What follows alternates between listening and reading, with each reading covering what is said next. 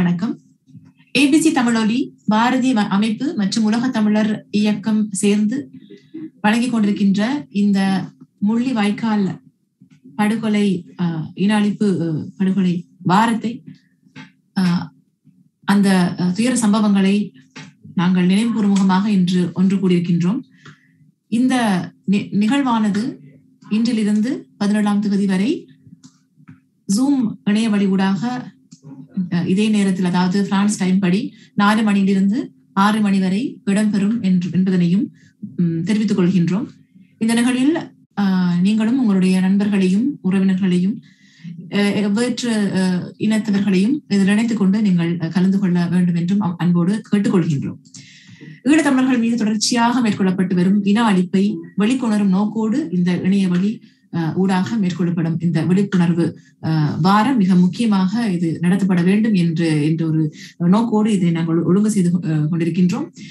முதலிலே அகவணக்கத்தோடு எங்களுடைய நிகழ்ச்சியினை நாங்கள் ஆரம்பிப்போம்.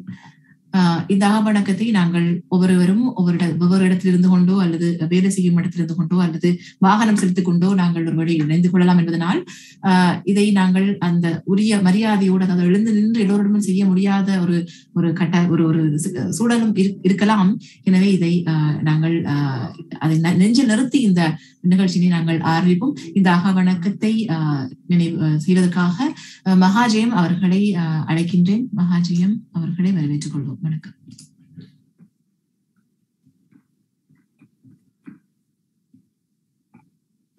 மகாஜெயம்.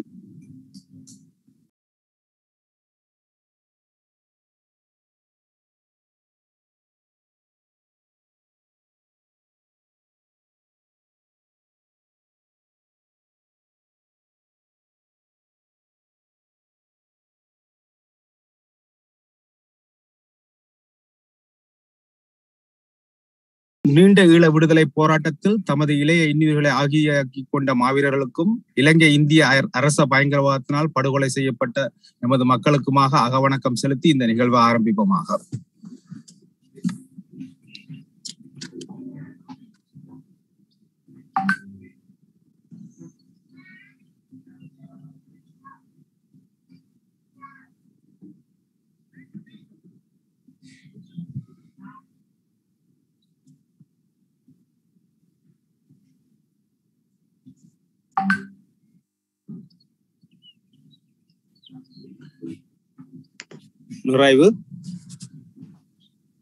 நன்றி.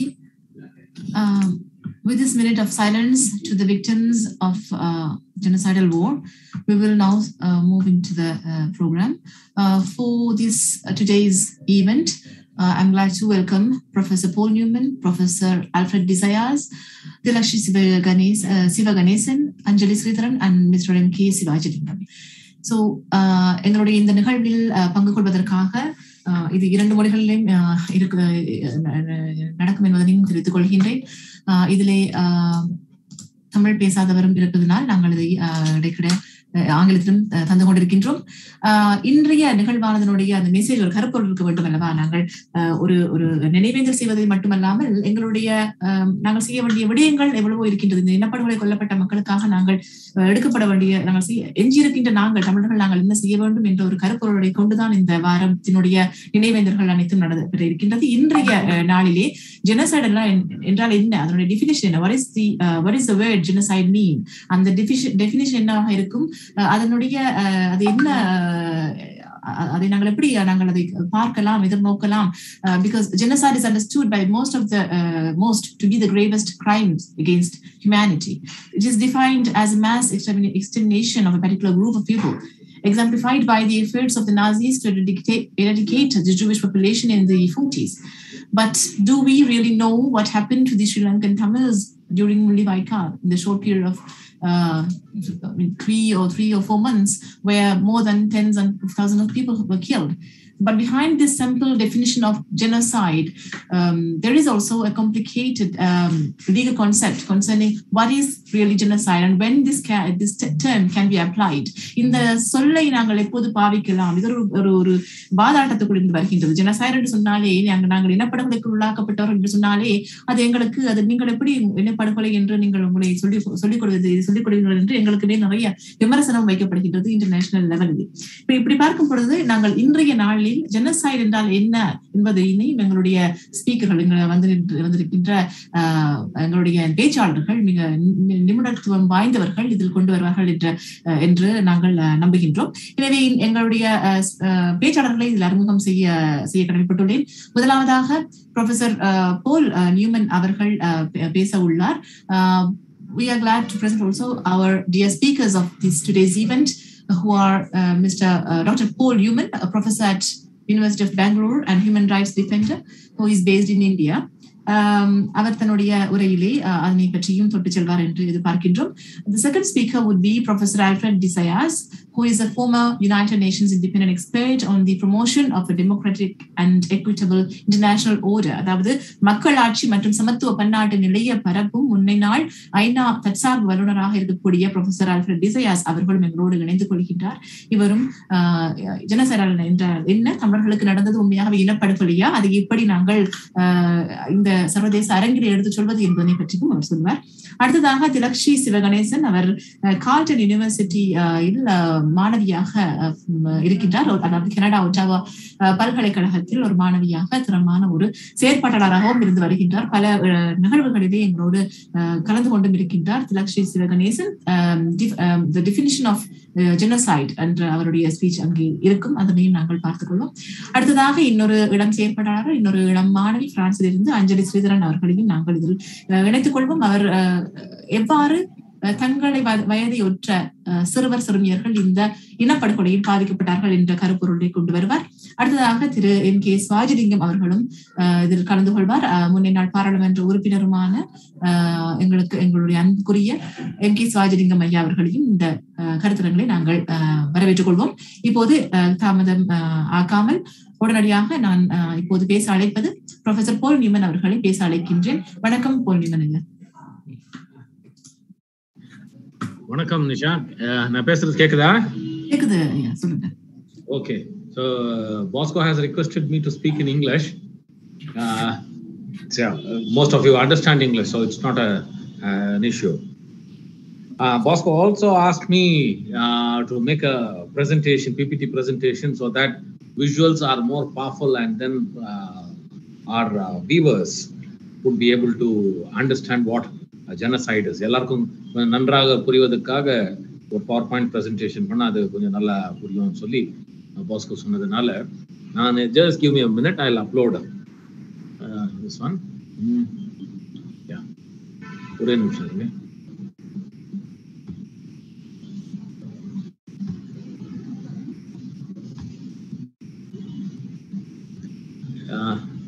Is it visible on the screen? Yes, Professor, we can see it.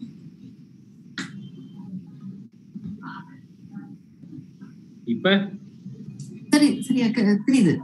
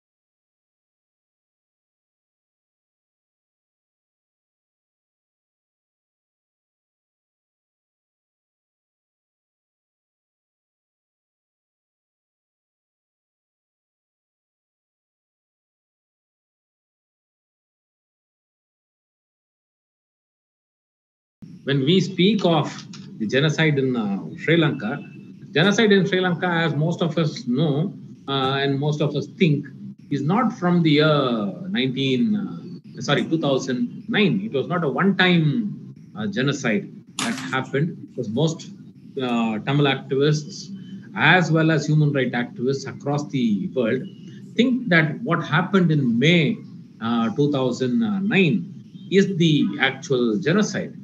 Whereas if you see, the genocide has been extremely well structured it has been happening over a long duration.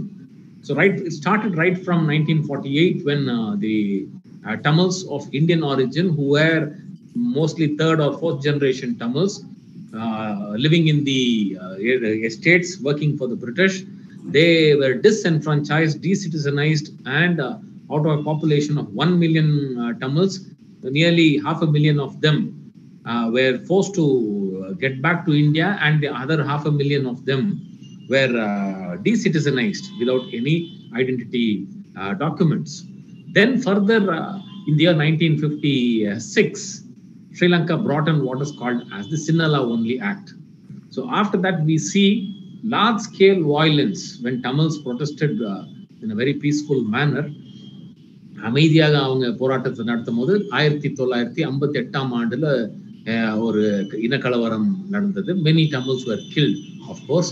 Following that, once again in 1977, there were anti-Tamil pogroms that took place. Then again, the burning of the Jaffna Library in 1981 is another incident when Tamils were brutally assaulted, many of them massacred. Then the 1983 pogrom, wherein nearly 3,000 Tamils were burned alive on the streets of Colombo. So since then, the civil war erupted, finally ending in the year 2009. So when we look up to the internationally accepted convention on the UN Convention on the Prevention and Punishment of the Crime of Genocide, Article 2, this very clearly and very explicitly expresses and explains what a genocide is. It says that any of the following act, there are 5 acts that are given. 5 குறிப்புகள் உள்ளது. அந்த 5 குறிப்புகள்ல எது இருந்தாலும் சரி, அந்த 5 குறிப்புகள்ல நடந்தால் அது ஒரு இனப்படுகொலை என்பதை கிளியரா சொல்றாங்க. The act is very clear. Any of the following acts committed with the intent to destroy in whole or most importantly in part a national, what you have to understand is a national, ethnical, racial, religious group. Clear? There are 4 categories: national, ethnical, racial or religious group. So here in Sri Lanka, we speak of national group. Number 1, national group. So when we speak of a national group, Tamils are a nation. In Sri Lanka, Tamils are a nation. So they qualify as a national group. Tamils belong to a different ethnic background when compared to the Sinhalese. So here again, this whole thing was directed against the Tamils as an ethnic group. So it was an ethnic attack on the Tamils. And then Tamils are a totally different race when compared to the Sinhalese. They don't belong to the same race. The Sinhalese claim to be Aryans, whereas the Tamils are the world's oldest race, the Tamil race. So they are different. And religiously also, majority of the Tamils are Hindus as well as Christians. And the Muslims also there in Sri Lanka speak Tamil, but they don't claim to be Tamils. On the other hand, the Sinhalese are exclusively Buddhists, with a microscopic minority of them converting to Christianity. So religion-wise also, it is the Hindus who form a massive majority here. There it is the Buddhists who form a massive majority there. So in such, when we further explain what a genocide is, it says killing members of the group. So here, during the course of this civil war, what the Sri Lankan government calls it as a civil war, the Tamils call it as a war for right to self-determination, a war for nationhood. Here we need to very clearly understand who were the members who were killed during the course of the war. It was exclusively the Tamils who were killed. We need to understand that. The Tamils never ventured into the Sinhala areas and never killed the Sinhala public. In the war, the Tamils, that is the Liberation Tigers, they were targeting only army targets, so which is permissible under the Geneva War Convention. whereas the Sri Lankan armed forces were violating the Geneva War Convention and targeting members of the Tamil group, all the members of the Tamil group. So here the target was very, very clear: killing members of the Tamil, killing members of the group. Here it is the Tamils. And B is causing serious bodily or mental harm to members of the group. So we have seen the kind of torture that was inflicted on the Tamils. Even a 12-year-old boy was not allowed to go scot-free. Even a 12-year-old boy was shot in close range. When we speak of mental harm, so mental harm means the psychological harm. So when we speak of how the psychology of the Tamils were shattered, first it was a ban on medicine.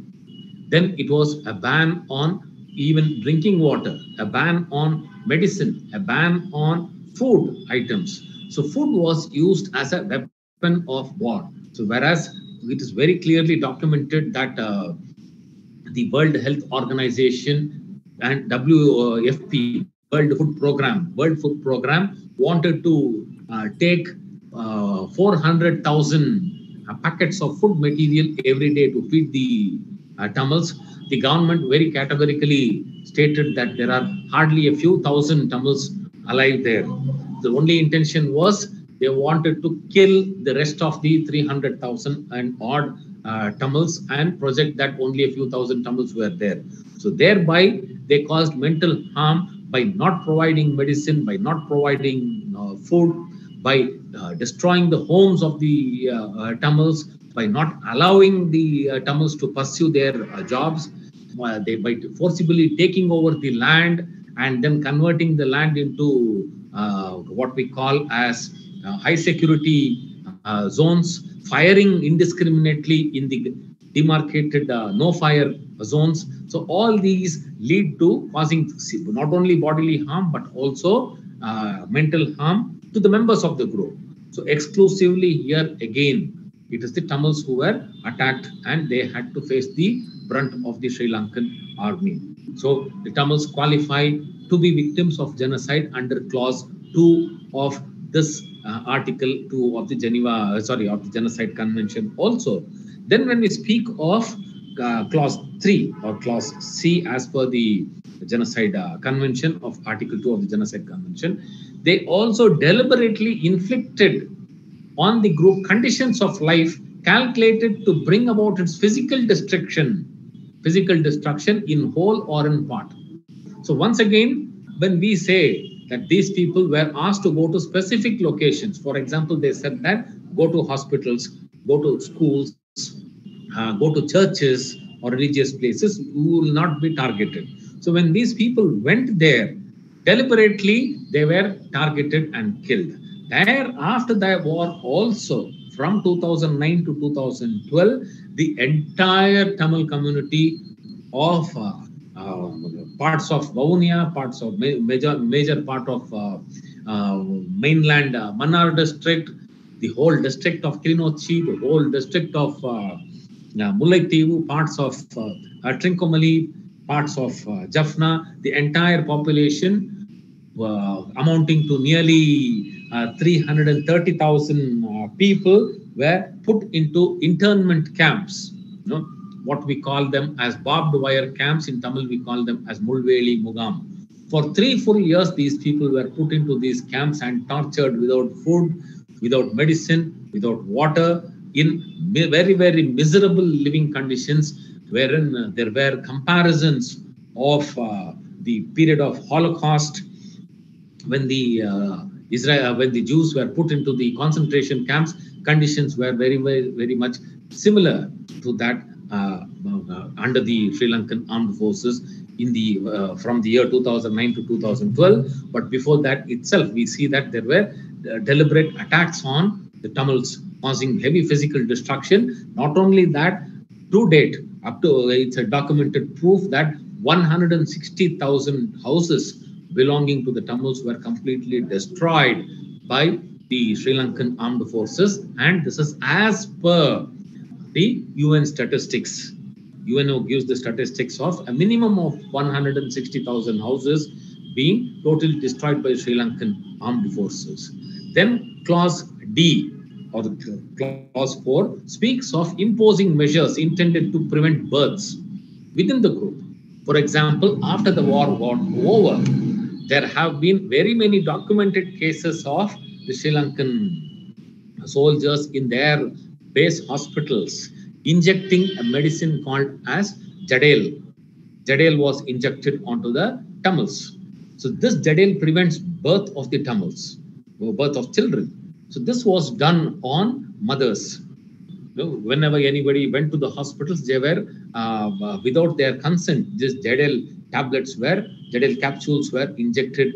Thereby, they wanted to prevent the births, and this also has been documented. That apart, very, very deliberately, they targeted all the young men. All the young men were taken and killed.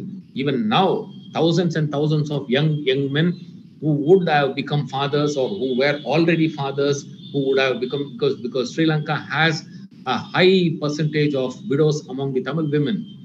So the population of Tamil women amounts to 1 million, sorry, 15 million, sorry, not 15 million, 1.5 million women. Out of 1.5 million women, 90,000 of them are war widows. So that means for every 15 women, you have a war widow.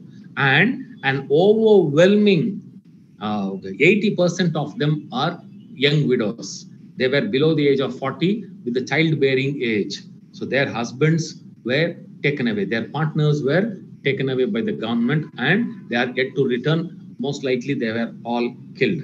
So thereby imposing measures intended to prevent the births within the group has very, very successfully been implemented by the Sri Lankan government. Then forcibly transferring children of the group to another group. This, to a great extent, happened wherein young girls were forced to marry the Sri Lankan soldiers, wherein the children born to these young girls had to become Sinhalese.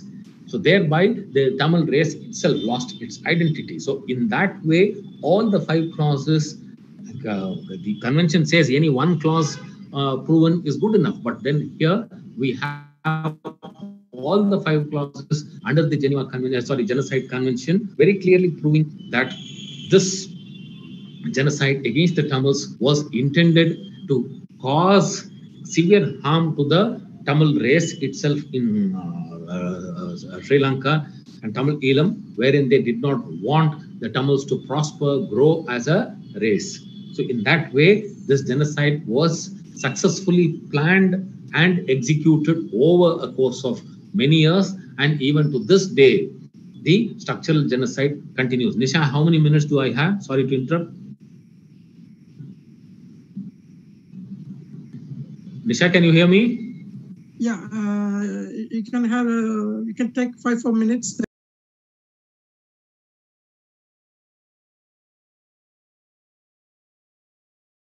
That way here, the Geneva Convention is very clear. Sorry, I'm again and again using the word Geneva. So here, the Genocide Convention is very, very clear. The crime of genocide was committed by the members of the Sri Lankan armed forces, and of late, a few of them have openly accepted, they have not denied, because now they are facing the heat within their own communities. So there's a very famous saying, when the Nazis came for the Christians, for the communists, I kept quiet because I was not a communist. Then they came for the trade unionists. I was not a trade unionist, I kept quiet. So then they came for the Christians. I was not a Christian, I kept quiet. Ultimately, when they came for me, there was nobody. Like that, the situation is there in Sri Lanka, wherein the majority community itself is facing the brunt, and now soldiers have come forward to accept the crime. They say that what happened to the Tamils was a genocide. So in that way, what we now require is there is adequate proof, but then we don't have listeners. We don't have countries coming forward to listen. So it is here the Geneva Convention's definition of genocide was a political compromise that it excludes mass killing of nationals of one's own country by the government. So here, there is a lacuna. So the mass killings that happened is that of the Tamils who are considered as nationals of Sri Lanka.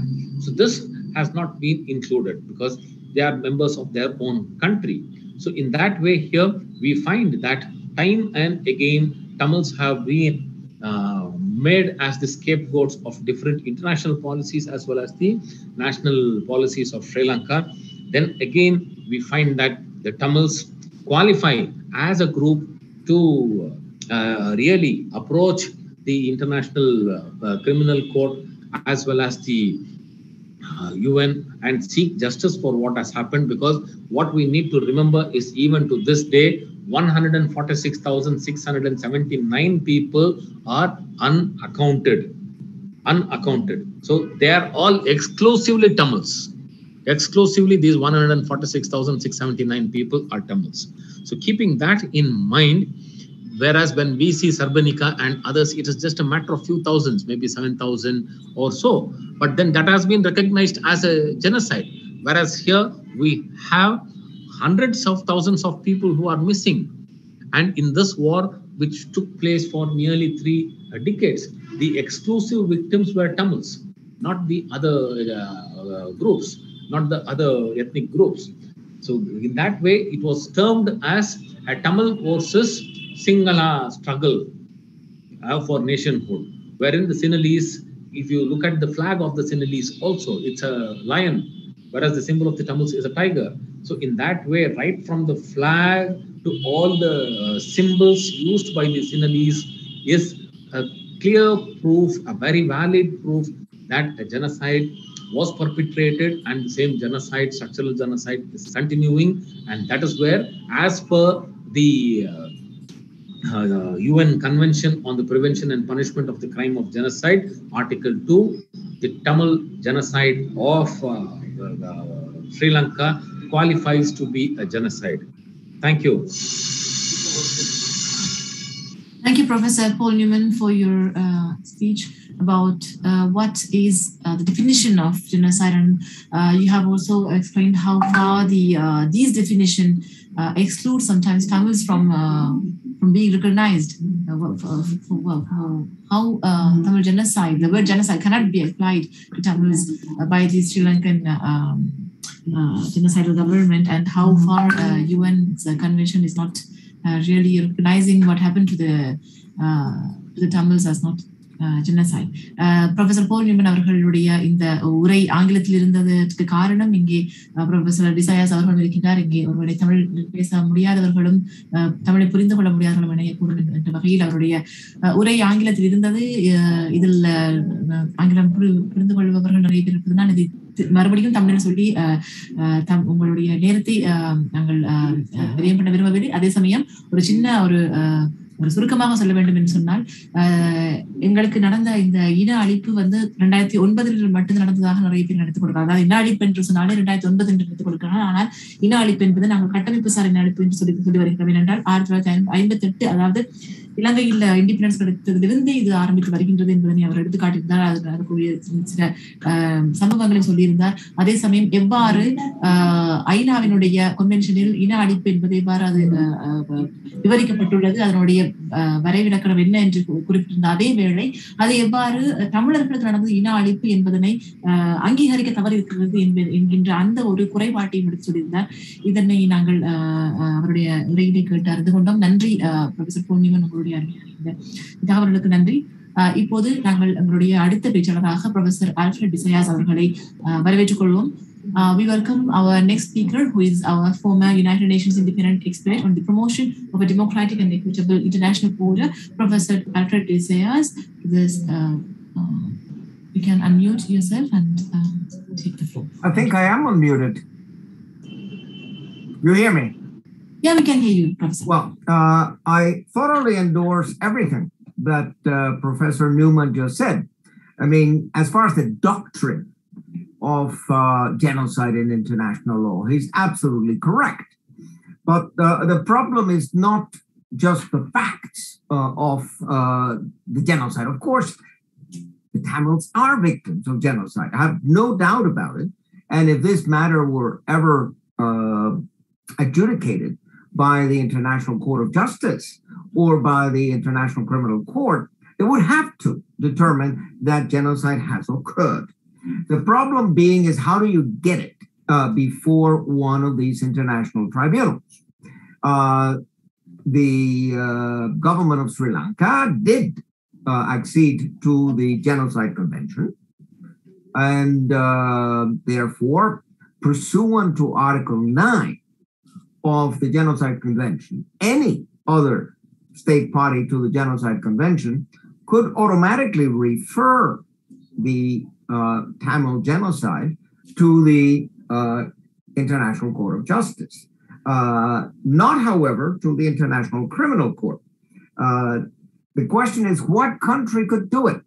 The Tamils are not recognized as a state in international law, so the Tamils could not,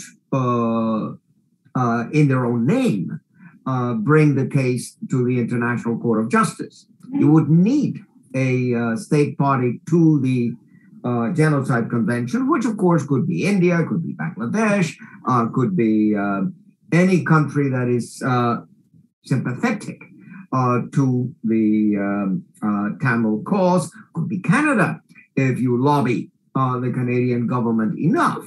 But it is difficult. That's why a people's tribunal would be probably the most successful avenue, because like everything else in the world, this is a matter of information. This is a matter of perception of reality. For most Americans, the Tamil issue doesn't exist. For most Europeans, the Tamil issue doesn't exist. Even though, thanks to the several Tamil organizations, good, solid, substantive side events have been held in the Human Rights Council. Obviously, we have hundreds and hundreds of side events in the Human Rights Council. And okay, fine. Everybody agrees that this is a very serious problem. And then they go to the next problem, and then to the next, and then to the next. So there is not a general consciousness that something has to happen, that something has to be done. And so the main problem is getting the information out to the public. And of course, trying to convince the mainstream media to take it up. I mean, you need television documentaries on it. Exactly that, what Professor Newman was saying. If that were really disseminated to and by journalists, you would be in a far better position to bring the case before a court of law. Now, unfortunately, in my 6 years as independent expert, in which I frequently brought up the issue of the Tamils, in my arguments for the self-determination of all peoples, including the Tamils, I got actually quite a bit of agreement from my rapporteur colleagues, from other experts, from the Office of the High Commissioner for Human Rights, but there's no follow-up. As you probably know, I submit my report on self-determination to the General Assembly, and I get a very interesting interactive dialogue at the General Assembly, and then nothing, absolutely nothing happens. And I published my book in September last year, Building a Just World Order, which has a full chapter on self-determination, which deals with the Tamil issue in several chapters. The book has had some very good reviews, but again, this is a phenomenon which I call facts without consequences. There are also books without consequences. But you have something as horrendous as the genocide against the Tamils, you would think that the world would stand up and say, we won't tolerate this. Well, The fact is that unless the mainstream media, the New York Times and the Washington Post and the BBC and the Frankfurter Allgemeine Zeitung make it into a cause célèbre, make it into an issue, nothing really happens. So it is an uphill battle for you, and you really have to make, shall we say, alliances in the Canadian Parliament, in the US Congress, in the German Bundestag, in the French Assemblée Nationale, if you want this matter to be taken into account. Now, if I can do a footnote to the very good presentation of Professor Newman. Indeed, the facts are there, but there's this little word in Article 2 of the Genocide Convention, intent.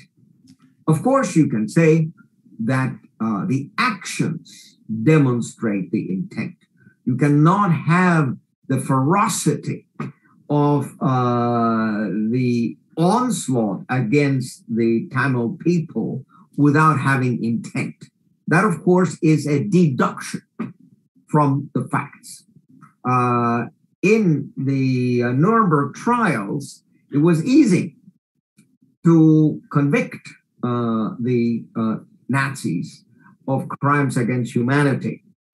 The crime of genocide was not yet codified as such. So the Nazis were convicted under the rubric Crimes Against Humanity, Article 6, little c of the statute of the Nuremberg trials, the so-called London Agreement of 8 August 1945. In any event, that concept, crimes against humanity, is broader than the concept of genocide, and it encompasses all genocides. I mean, all genocides are necessarily a crime against humanity. However, not every crime against humanity rises to the level of genocide. Now, it was easy to convict the Germans. Why? Because there was unconditional surrender. And the Allies were able to capture all of the evidence. They captured all of the German archives. So they had the archives of the Reichssicherheit-Hauptamt, that was the office headed by Reinhard Heydrich. They captured all the records of Eichmann. They captured all the records of the Foreign Office and the arrangements, say, for the transport of trains, you know, from Hungary and elsewhere to Auschwitz. So they had, shall we say, more than enough documentation and more than enough proof of intent. As I said, I have no doubt that there was intent on the part of the Sinhalese to destroy in whole or in part the Tamil group as such. I have no doubt that that can be established in the court of law. As a matter of fact, you will remember the jurisprudence of the International Criminal Tribunal for the former Yugoslavia, where they determined that Srebrenica, the massacre of Muslim soldiers of Bosnia and Herzegovina, did constitute the crime of genocide. Personally, I think that a single massacre like Srebrenica should not have been elevated to the status of genocide. I think that genocide, what is genocidal is the policy of ethnic cleansing. What is genocidal is the broad intent to destroy in whole or in part this Bosnian group. I mean, when you make a single massacre sufficient for genocide, then you're going to have actually a lot of genocides. So you've lowered the bar significantly. And of course, then you could say that there were multiple genocides against the Tamils because there were multiple massacres. And once the International Criminal Tribunal for the former Yugoslavia made a finding that Srebrenica constituted genocide, when the case of Bosnia and Herzegovina against Serbia came before the International Court of Justice, the International Court of Justice was not going to overrule the International Criminal Tribunal for the former Yugoslavia, so they actually confirmed that the crime of Srebrenica constituted genocide. So certainly the bar has been lowered, and certainly the suffering of the Tamils and the crimes committed against the Tamils certainly satisfy the requirements to be classified as genocide. But then that is our conviction, and most international lawyers would agree with Professor Newman, but you still need, or it would be desirable, if you want to have your self-determination, and if you want to have your identity and preserve your identity for your children and grandchildren, it would be necessary to have a court of law pronounce itself on the issue. So the question is how to get this matter before the International Court of Justice. I already mentioned Article 9 of the Genocide Convention, which automatically, for those states that have ratified the Genocide Convention, automatically would bring it to the ICJ by automatic referral. There's only one way of avoiding that, is if at the time of accession or at the time of ratification, you put in a reservation.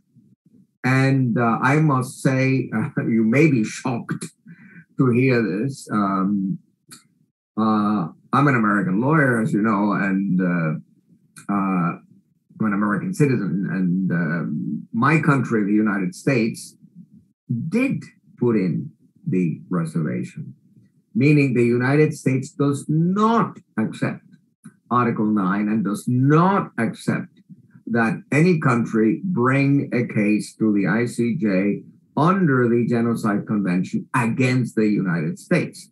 Sri Lanka, however, did not do that.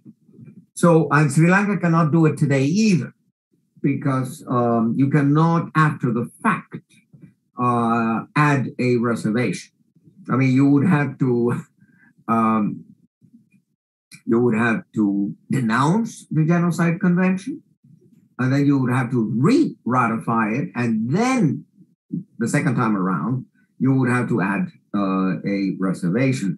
But that would have a high political price, and of course, Sri Lanka is not going to do it. I mean, Sri Lanka is certainly confident that no state is going to consider this matter important enough for their foreign policy to bring it before the International Court of Justice. But if if the Tamils were successful in convincing Canada to bring it up to the ICJ, or if it were to convince India or Bangladesh or any neighboring country in the Indian Ocean, Mauritius or whatever, that might consider bringing it up, I think it would bring international law forward. And of course, you should continue having side events in the Human Rights Council, because that has the positive effect of educating people about the facts of the Tamil genocide. But even that, I've seen it again and again in the Human Rights Council, that there are really very substantive consultations and very positive discussions, and you would think that something is going to come out of it, and unfortunately not. Right now, of course, the flavor of the month is the Ukraine war. And everybody's just discussing the Ukraine war. Today, the Human Rights Council is holding a special session on the Ukraine war. There's a lot of naming and shaming. There's a lot of outrage and everything that you want. But it is basically a political ritual. It is an arena of gladiators, and there's no effort here actually to help the Ukrainian people. It's an exercise simply to condemn Russia. And essentially what we would like to see in the context of the Tamils is that, number one, the Tamils are recognized as a people, and as such, pursuant to Article 1 of the International Covenant on Civil and Political Rights, the Tamils as a people have undoubtedly the right of self-determination. This right should be guaranteed by the United Nations. The United Nations should conduct a referendum in Sri Lanka, in the Tamil territories, to decide what, or rather to determine what the Tamil people want. And then on the basis of the result of the referendum, then the United Nations should facilitate the separation of the Tamils from the Sinhalese. And unfortunately, there are too many geopolitical considerations involved, and that is why especially the big countries are wary of advancing with self-determination. They were very happy and they applauded self-determination when it was a matter of dismantling the Soviet Union and dismantling Yugoslavia. So as soon as Estonia, Latvia, Lithuania, Ukraine declare themselves independent unilaterally and not in conformity with the constitution of the Soviet Union, Europe applauded, the United States applauded, and these countries were immediately recognized and immediately welcomed into the United Nations. Same with Yugoslavia, when Slovenia, Croatia, Bosnia-Herzegovina, etc., declared themselves unilaterally independent. A week later, Germany was recognizing the independence of Croatia, for instance. So here you're dealing with systematic double standards. I mean, you give self-determination to countries that you like, or where you think that your business is going to expand and you're going to make a profit. It is for you politically and economically interesting.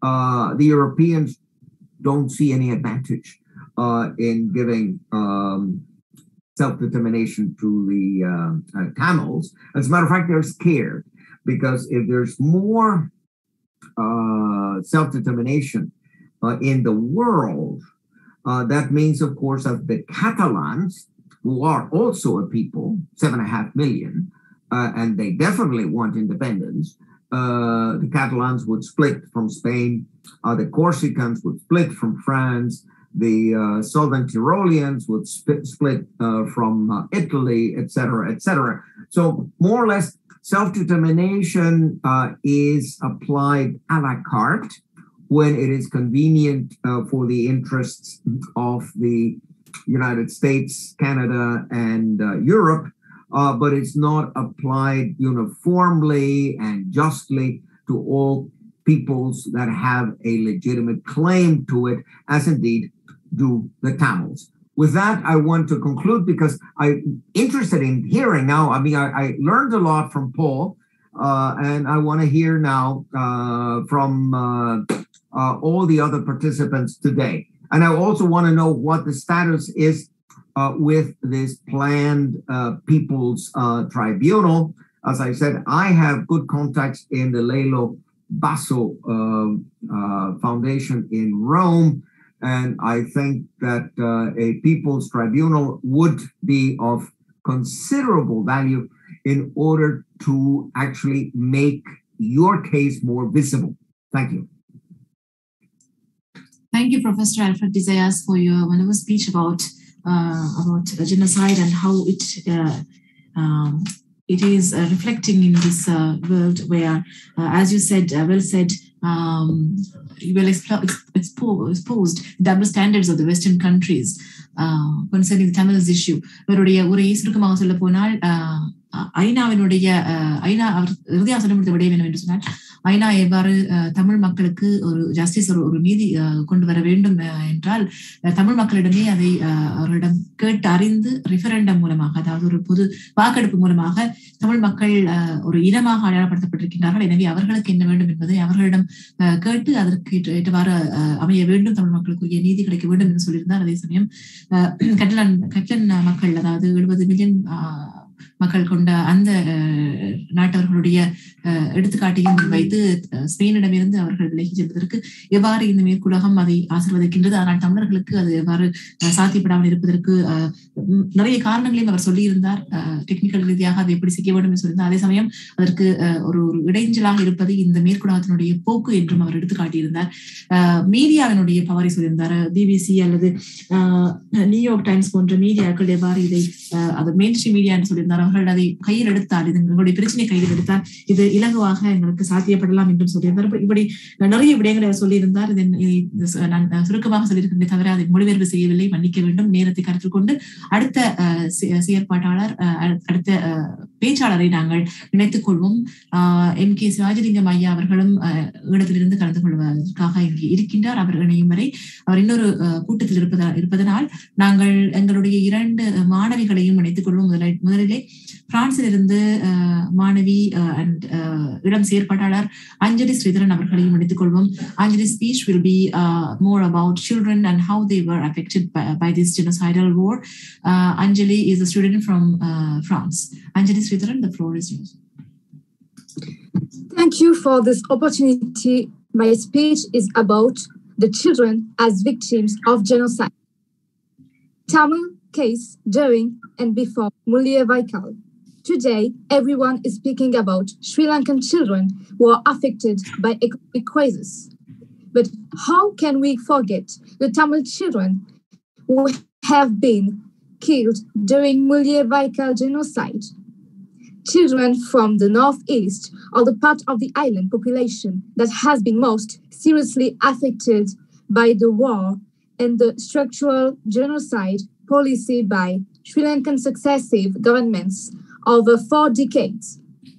Children from the northeast have been particularly at risk from malnutrition, poor healthcare and education, displacement, shelling and aerial bombing, disappearance, torture, rape, mass arrest and prolonged detention. Efforts by the security forces to eliminate the Tamil resistance in the areas the military controls, attempt to weaken the indigenous population in areas the LTTE controls, and general indifference by the government to a politically and economically marginalized community have all contributed to the miserable condition of these primarily Tamil children. Some of the children were burnt alive. The others were poisoned or drowned, died from lack of food, or succumbed to disease. As a consequence of the Tamil genocide, thousands of Tamil children were left orphans. Tamil youth are specifically targeted by singular security forces in their checking, cordon, and search operations, and they are often detained for interrogation, torture, execution, or even rape. According to Amnesty International, torture by security forces is among the most common human rights violation, reported and is reported almost, if not daily. Rape of girls in areas under army control is a major problem, with allegations of 150 per year in the Northeast by police and security forces. While rape of both boys and girls in detention is common, the sexual abuse of men in detention in Sri Lanka, impunity by the security forces for these crimes is complete. Forced labor at army and special task force camps, particularly in the East, is often reported. Restrictions on freedom of movement for young people was a serious problem for the last 40 years. During the genocidal war against Tamils, a significant portion of Tamil children succumbed to severe hardships during the Tamil genocide. In the order of singular chauvinism heads, the Rajapaksa family killed over 146,000 Tamils in short periods, 6 months, including 80% of them were women and children. United Nations sources say that initial analysis suggests an abnormally high number of child casualties, up to 45% of the overall total, a figure closer to 33%, would have been expected. That would mean 31,500 children killed and 70,650 wounded, although some of those are believed to have later died from the injuries because of a lack of facilities to treat them. The most extensive operation of mass killing field reported that many Tamil women and children were burnt alive by Sri Lankan genocidal military shelling. One equally large number of Tamil children were destroyed through mass shelling of heavy weapons, including cluster bombs and chemical bombs at the hospitals. According to the testimony of a Tamil survivor, on March 2009, over 1,500 young girls were taken by Sri Lankan security forces with more than 30 military trucks. And until now, we don't know what happened to them. The killing of Balachandran Prabhaharan is another example of act of genocide of Sri Lankan military forces. He was shown alive, then was executed by Sri Lankan genocidal army. They show Balachandran Prabhaharan, son of Tamil's leader Velupillai Prabhaharan, eating chocolate on a bench. His death was deliberate and calculated. This is all proof beyond reasonable doubt of the execution of a child, not a battlefield death, as said Mr. McQueen. The policy of Sri Lankan government to annihilate the Tamil children became more evident after the deportation, when a lot of orphans were gathered. Sri Lankan government opened some camps for these children, and the Sri Lankan military ordered to collect and only keep those orphans who cannot remember the tortures to which their parents have been subjected. The children who had survived the Tamil genocide had to overcome a lot of difficulties, to face a lot of trials, to remain faithful to their religion and nationality. For the survivors of crime against humanity, crimes of genocide, mass atrocities, and political violence, the past is always present. But in the Tamil regions of northeast Sri Lanka, where tens of thousands of lives, both civilian and combatant, were lost over the course of the decades-long war, remembrance remains extremely contentious. Thank you. Thank you, Anjali, for your speech, which was more oriented towards what happened to the children and the youth generation during the genocide, namely the last part of the genocide, that means 2009. அஞ்சலியினுடைய உரை சுருக்கமாக சொல்ல போனால் எவ்வாறு சிறுவர்களும் அங்கே இளைஞர்களும் இந்த முள்ளிவாய்க்காலின படுகொலை போரின் போது பாதிக்கப்பட்டார்கள் என்று அவர் சொல்லியிருந்தார். எவ்வாறு இளம் பிள்ளைகள் அங்கே யுவதிகள் அங்கு இராணுவத்தினரால் வேண்டுமென்றே அவர்களை தனித்து கொண்டு செல்லப்பட்டு அவர்கள் பாலியல் துன்புறுத்தலுக்கு ஆளாக்கப்பட்டார்கள். அவர்களுடைய மனநிலை எவ்வாறு அது இன்று வரை அது ரணமாக இருந்து வருகின்றது என்று சொல்லியிருந்தார். இந்த 2009 இனப்படுகொலை சமயத்திலே 80 வீதத்திற்கும் மேற்பட்டவர்கள் அங்கே பெண்களாகவும் சிறுவர்களாகவும் இருப்பதை காணக்கூடியதாக இருந்தது என்றும் அவர் சொல்லியிருந்தார். அதே சமயம் அங்கே அதிலே தப்பித்து வந்த ஒரு இளைஞருடைய டெஸ்டிமோனியையும் அவர் அங்கே எடுத்துக்கொண்டார். அவருடைய சாட்சியத்தையும் இங்கே பதிவு செய்திருந்தார். அதே சமயம் மேதகு தலைவர் பிரபாகரன் அவருடைய மகன் பாலச்சந்திர பிரபாகரன் அவர் கொல்லப்பட்டதையும் எடுத்து காட்டியிருந்து எவ்வாறு இது சிறுவர்களை அவர்கள் இரக்கமற்ற தரத்திலே கொண்டிருந்தார்கள் என்றும் அவர் எடுத்து கூறியிருந்தார். அதே சமயம் அதற்கு பின் அந்த இனப்படுகொலை என்பது கொள்வது, அதற்கு பின் அந்த சாட்சியங்கள் அளிப்பது என்றும் நாங்கள் பார்த்திருந்தோம் அல்லவா. எனவே அந்த வகையிலே குழந்தைகள் கூட இதில் எவ்வாறு அந்த கணிப்பிலிருந்து தவறப்படவில்லை இவர்களால் என்பதை சொல்லியிருந்தார். ஏனென்றால் அவர்கள் அந்த பிள்ளைகளை கூட அநேகமான பிள்ளைகளை கொன்றுவிட்டு எந்த பிள்ளைகள் அந்த தங்களுடைய பெற்றோருக்கு நடந்ததை மறந்திருந்தார்களோ அவர்களைத்தான் அவர்கள் உயிரோடு கூட விட்டு வைத்திருந்தார்கள் என்ற ஒரு கூடுதல் தகவலையும் இங்கே எடுத்து காட்டியிருந்தார். நன்றி அஞ்சலி உங்களுடைய இந்த பதிவிற்கு. Now we move on to our next speaker. If Tilakshri Siva Ganesan is ready, we can welcome Tilakshri. I think Mr. M.K. Sivajalingam is in another meeting. Maybe இணைந்து விட்டாரா? சிவாஜிலிங்கம் ஐயாவை இணைத்துக் கொள்ளலாமா அல்லது திலக்ஷியை இணைக்கட்டுமா? திலக்ஷி இணைந்து விட்டாங்களா? Dilakshi, are you ready? எங்களுடைய இன்னும் 2 பேச்சாளர்கள் இன்னும் இங்கே இணைய இருப்பதனால் நாங்கள் ஒருவேளை இங்கே கலந்து கொண்டிருக்கின்ற நபர்களிடம் அவர்களுடைய ரியாக்ஷன், அவர்களுடைய கேள்விகளுக்கு நாங்கள் செல்லலாம் என்று நினைக்கின்றேன். யாருக்காவது இங்கே எங்களுடைய பேச்சாளர்கள் 2 நிபுணர்கள் இருக்கின்றார்கள், ப்ரொஃபசர் டிசையாஸ் அல்லது ப்ரொஃபசர் பால் நியூமன் அவர்களிடம் உங்களுடைய கேள்விகள் இருந்தாலோ அல்லது உங்களுடைய ஏதாவது சொல்ல இருந்தார்களோ நீங்கள் இணையலாம். உங்களுடைய கைகளை உயர்த்தி நீங்கள் எங்களிடம் இணைய கேட்கலாம். ஆமா, நான் இப்போ ஒரு 5 நிமிடம் ஃப்ரீயா இருக்கேன். கேட்டா I can excuse my self. ஏன்னா பயங்கர மழை, ஐம் ஸ்டில் இன் ஆஃபீஸ். மழை நின்று இருக்கு. நான் இப்போ போலன்னா நான் வீட்டுக்கு இன்னைக்கு நைட் போக முடியாது. சரி ப்ரொஃபசர், எனவே அதையும் கருத்தில் கொண்டு ப்ரொஃபசர் பால் நியூமன் எங்களிடமிருந்து விடைபெறுவதற்கு ஓகே, கேள்விகள் இருந்தால் யாராவது கேட்டுக்கொள்ளலாம். உங்கள் கைகளை உயர்த்தி எங்களிடம் நீங்கள் கேட்கலாம். If anyone wants to react or ask questions to our specialist, you can join. Prof, you have to admit.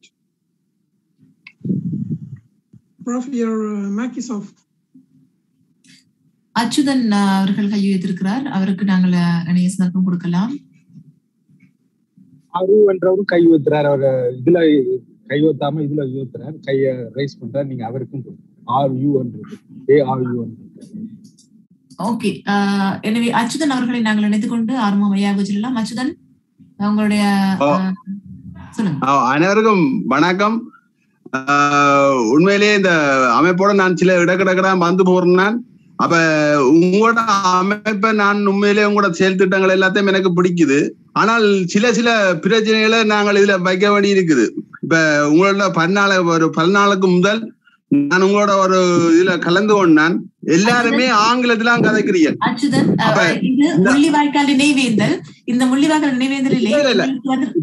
இதுல என்னென்ன சகோதரி உங்களோட நாங்கள் கதைக்க வேணும். ஏனென்றால் நீங்கள் இப்ப நான் இப்பதான் அந்த இதை, அதாவது எனக்கு ஒரு ஜீவநாயகம் சொல்லி ஒரு அண்ணன் தான் இதை இப்பதான் நான் அதை பார்த்தேன். நான் பார்த்தோன்னு நான் ஓபன் பண்ணேன் நான் உங்களோட சூமில. அப்ப இதுல உங்களை சொல்ல வேண்டியது, நீங்கள் எல்லாருமே ஆங்கிலத்துல கதைக்கக்கூடிய மையம்தான். நாங்கள் இந்த புலத்திலே இருக்கிறாங்க, ஆங்கிலம் உங்களுக்கு தெரியாது. அப்ப நீங்க நீங்க நாங்க ஆரம்பத்தில் சொல்லியிருந்தோம், நீங்க இடையில இணைஞ்சதால உங்களுக்கு நாங்க சொன்னது விளங்கலன்னு நினைக்கிறேன். இது முழு வாரமும் இது நடக்கும். 12ஆம் தேதியிலிருந்து 17ஆம் தேதி வரை நடக்கும் இந்த நிகழ்வானது.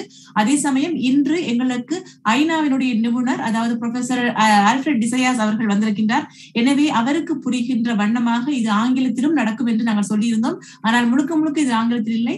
இதனுடைய சாராம்சத்தை தமிழ் தந்துட்டோம். இன்று அது அப்படி இருக்கின்றது. நாளை அது முழுக்க தமிழிலே தான் நடக்கும்.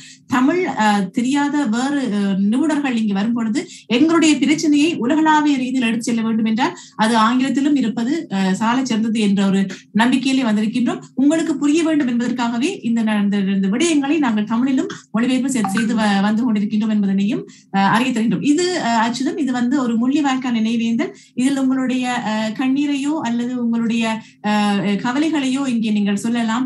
ஆதங்கங்களை நீங்கள் இங்கே முன்வைப்பது எங்களுக்கு புரிகின்றது. ஆனால் இது ஒரு நினைவேந்தல் நிகழ்வாக இருக்கின்றது. அதையும் விட இங்கு 2 நிபுணர்கள், 2 ப்ரொஃபசர்கள் வந்திருக்கின்றார்கள். ஒருவர் இந்தியாவிலிருந்தும் மற்றொருவர் அமெரிக்காவிலிருந்தும் எங்களோடு இணைந்து கொள்கின்றார். எனவே அவரிடம் உங்களுடைய கேள்விகளையும் நீங்கள் முன்வைக்கலாம். உங்களுடைய தமிழர்களுக்குரிய ஆதங்கங்களை நீங்கள் ஆங்கிலத்திலே உங்களுக்கு பேச வராட்டி நீங்க தமிழிலே சொன்னால் அதை ஆங்கிலத்தில் அவர்களுக்கு மொழிபெயர்த்து உங்களுடைய ஆதங்கத்திற்குரிய பதிலை நான் உங்களுக்கு எடுத்து தருவேன். எனவே உங்களுடைய கேள்வியை இப்போது முன்வையுங்கள். அவருடைய மைக் மியூட் ஆகிருக்குதா? சரி, அடுத்தது இப்போ ஆறுமுகம் ஐயா அவர்கள் வந்திருக்கின்றார். அவரையும் நாங்கள் இணைத்துக் கொள்வோம். லண்டனிலிருந்து ஆறுமுகம் ஐயா அவர்களை இணைத்துக் கொள்வோம்.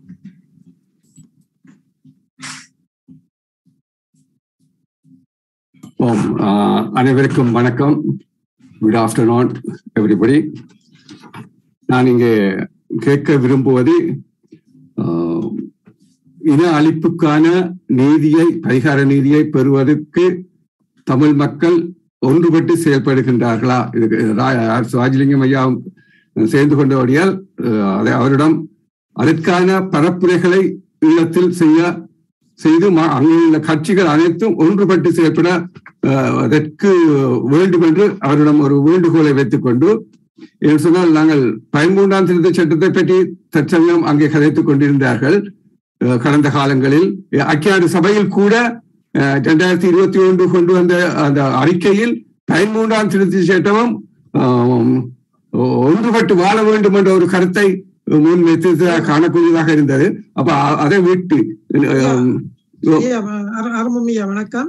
என்னன்னு சொன்னா இதுல 2 முக்கியமான ஸ்பீக்கர்ஸ் மாதிரி இருக்காங்க. இப்ப ஆல்ஃபிரட் டிசையாஸ் ஒரு யூஎன்ஓ எக்ஸ்பர்ட். அப்படி நிக்கிறாக்களை நாம பயன்படுத்துவோம். அவர்களுடன் உங்களுடைய கேள்விகளை வையுங்க. என்னன்னு சொன்னா இதுல ஒரு ப்ரொஃபசர், யூனிவர்சிட்டி ப்ரொஃபசர் பெங்களூர்ல இருந்து இன்னொரு ஆள் ப்ரொஃபசரும், மற்றது யூஎன்ஓ ஃபார்மர் எக்ஸ்பர்ட். அப்ப அவர்களோட உங்களோட கேள்விகளை வைங்க இருக்கா. இன்னும் நாங்க இப்ப நாங்க 13ஆம் திருத்த சட்டம் சார்ந்த கதைக்கல.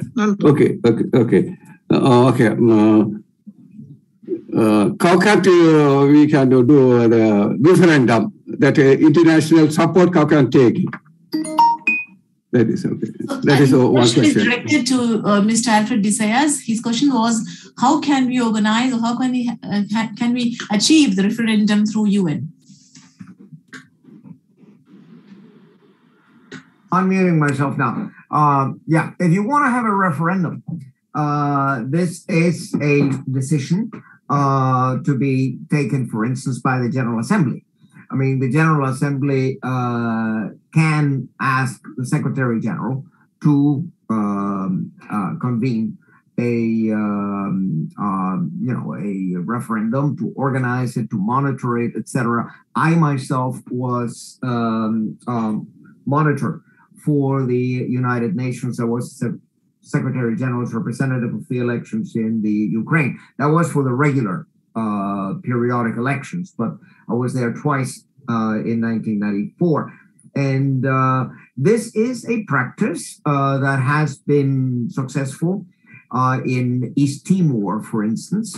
As a matter of fact, East Timor might be a country willing to bring the Tamil case to the International Court of Justice. I mean, Timor-Leste itself endured genocide under Indonesia, and the United Nations back 20 years ago organized a referendum which went something like 98% for independence from Indonesia.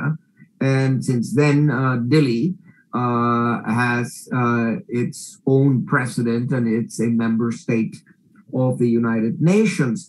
The United Nations organized also the referendum in Sudan, which led to the separation of North Sudan from South Sudan. It also organized the referendum in Ethiopia and Eritrea. Now, the problem with these referenda is that, unfortunately, they're always done after tens of thousands of people have been killed. And as I said in the chat, I wrote several messages in the chat, which I addressed to everybody. The problem is that the Tamil issue, not only is it unknown in the West, in the powerful countries, there's no one that is effectively advocating the case of self-determination for the Tamils. So as much as objectively you have the right of self-determination, as much as objectively you have suffered far more, say, than the Kosovars suffered under Serbia, or far more than the Kurds have suffered under Turkey. I mean, no one is talking about you. Turkey, by the way, just conducted illegal bombardment of villages and even refugee camps in North Iraq, where there's a large Kurdish population.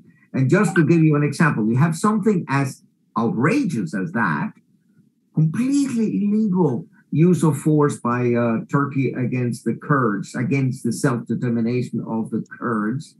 And what have you read about it in the mainstream media? Nothing. I mean, the mainstream media is not interested.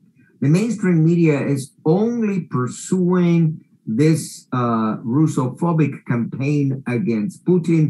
All the attention is directed to Ukraine and to the war crimes of the Russians. And they're not at all interested in reporting, say, about the crimes of Turkey in Syria or the crimes of Turkey in Iraq. So you have systematized double standards. Again, it's horrible, but that's the way it is. And you should realize it, so that your strategy must be very gradually to get allies. And in the course of this answer, it just occurred to me that indeed Timor-Leste, because Timor-Leste has an experience of genocide, they probably would have sympathy for the Tamils, and they would be in a position to bring a case under Article 9 to the International Court of Justice, because they're a state party to the Genocide Convention. So, next question. Thank you, Professor. அவருடைய கேள்விக்கு பதில் கிடைத்திருக்கும் என்று நம்புகின்றேன். அவர் east திமோரிடம் கூட நாங்கள் எங்களுடைய உதவி கருத்தை நீட்டலாம் என்றும் சொல்லியிருந்தார். இதை நாங்கள் கருத்தில் எடுத்துக்கொள்வோம். அடுத்த கேள்வி, ஆண்ட்ரோட் அக்கா, நீங்கள் கையெழுத்திருக்குங்கள், அன்மியூட் விட்டு இணைந்து கொள்ளுங்கள். உங்களுடைய கேள்வி யாருக்கு என்றும் சொல்லிவிட்டு உங்களுடைய கேள்வியுடன் இணைந்து கொள்ளுங்கள்.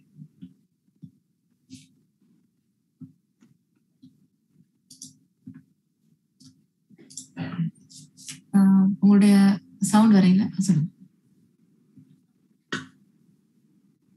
எல்லோருக்கும் வணக்கம்.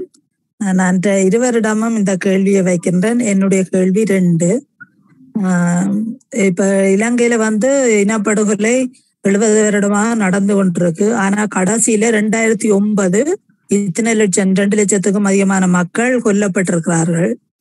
ஆனா அவர்களுக்கான நீதியை ஐநாவிலேயும் பாதுகாப்பு சபையிலும் எங்களுடைய அறிக்கைகள் மூலமும் நாங்கள் எடுக்கின்ற செயற்பாடுகள் மூலமும் எங்களுக்கான தமிழீழ கொள்கை அதனுடைய முடிவு நீதி கிடைக்கும் என்று சொல்கிறார்கள். ஆனால் உலகம் எங்குமே செயற்பட்டு கொண்டிருக்கிற தலைவர்கள், அனைத்து தமிழர் சம்பந்தமாக செயற்பட்டுகின்ற அனைத்து தலைவர்களும், அரசியல் தலைவர்களும் அங்கு போய் செயற்படுவதால் எந்தவித பிரயோசனமும் இல்லை. கால விரயம்தான் ஆகும். நமக்கான நீதி எங்கேயுமே கிடைக்காது. நாம தான் அதுக்கான முயற்சியை நாமளே பெற்றுக்கொள்ள முடியும் என்று சொல்றார்கள். ஒன்று. 2வது கேள்வி, என்னுடைய கேள்வி, உலகம் உள்ள தமிழ் தலைவர்களும் தமிழ் செயற்பாட்டாளர்களும் இந்த படுகொலைக்காக செயற்படுற அனைவருமே எப்படி செயற்பட்டால் இதற்கு எமக்கான நீதியை பெறலாம், எமக்கான தமிழீழத்தை அமைத்துக் கொள்ளலாம்? இது 2வது. நான் இந்தியாவிலிருந்து கலந்து கொள்பவரிடம், 1வது அமெரிக்காவிலிருந்து கலந்து கொள்ளும் ப்ரொஃபஸரிடம் கேட்டுக்கொள்வேன். So there were 2 questions. One is addressed to Alfred Desayas and the other one to Paul Newman. The first one, I think, is oriented more towards Mr. Desayas. The question was, in fact, all the Tamils are fighting for self-determination, and we are doing many efforts. One of the efforts is oriented towards the United Nations. That is, we are doing a lot of interventions, like written statement, which are recorded to the General Assembly, and we are doing also oral statements every session in Human Rights Council. But at the same time, some politicians and political leaders, Tamil political leaders, are saying it is not. I mean, it is useless and it will not lead to any solution. What is your reaction to that? Because they find it's very slow process, to be a very slow process. So what is your reaction to that? The alternative is war. The alternative is armed conflict, and you don't want any more armed conflict because they are stronger than you are. In that case, what you have to do is to convince people of goodwill to take up your case. And obviously, I've spent 50 years of my life in the human rights field. I've worked in so many capacities in the human rights field, and I'm very disappointed to see how much, shall we say, hypocrisy, how much lip service to human rights is in the field, how human rights are weaponized just against certain geopolitical rivals, but not against others. How some countries get away with murder, including my own, and the mainstream media actually whitewashes the crimes that we have committed in Afghanistan and Iraq, etc., etc.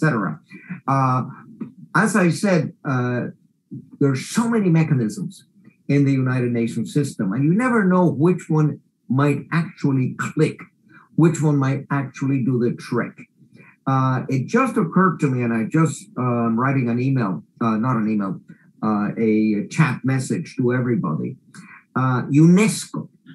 UNESCO has a petitions procedure. You know, I used to be the chief of petitions in the Office of the High Commissioner for Human Rights, so I was responsible for the petitions before the Human Rights Committee, Committee Against Torture, Committee on the Elimination of Racial Discrimination, which you should all use. To the extent that Sri Lanka is a state party, you should flood the Office of the High Commissioner for Human Rights with petitions. But UNESCO, not everybody knows that UNESCO has a procedure. And UNESCO is concerned with the culture of all peoples. Without a doubt, Sri Lanka, the Sinhalese have committed cultural genocide on the Tamils. Cultural genocide is not a concept within the 1948 Genocide Convention, although Raphael Lemkin, the creator of the concept of genocide, the one who gave genocide its name, he wanted to have cultural genocide included in the Genocide Convention of 1948, but he did not succeed because the states didn't want it. But UNESCO, with its petitions procedure, could actually look into the issue of cultural genocide against the Tamils. And that would be, of course, a petition, a complaint against Sri Lanka because of the policies applied by the central government against the Tamils.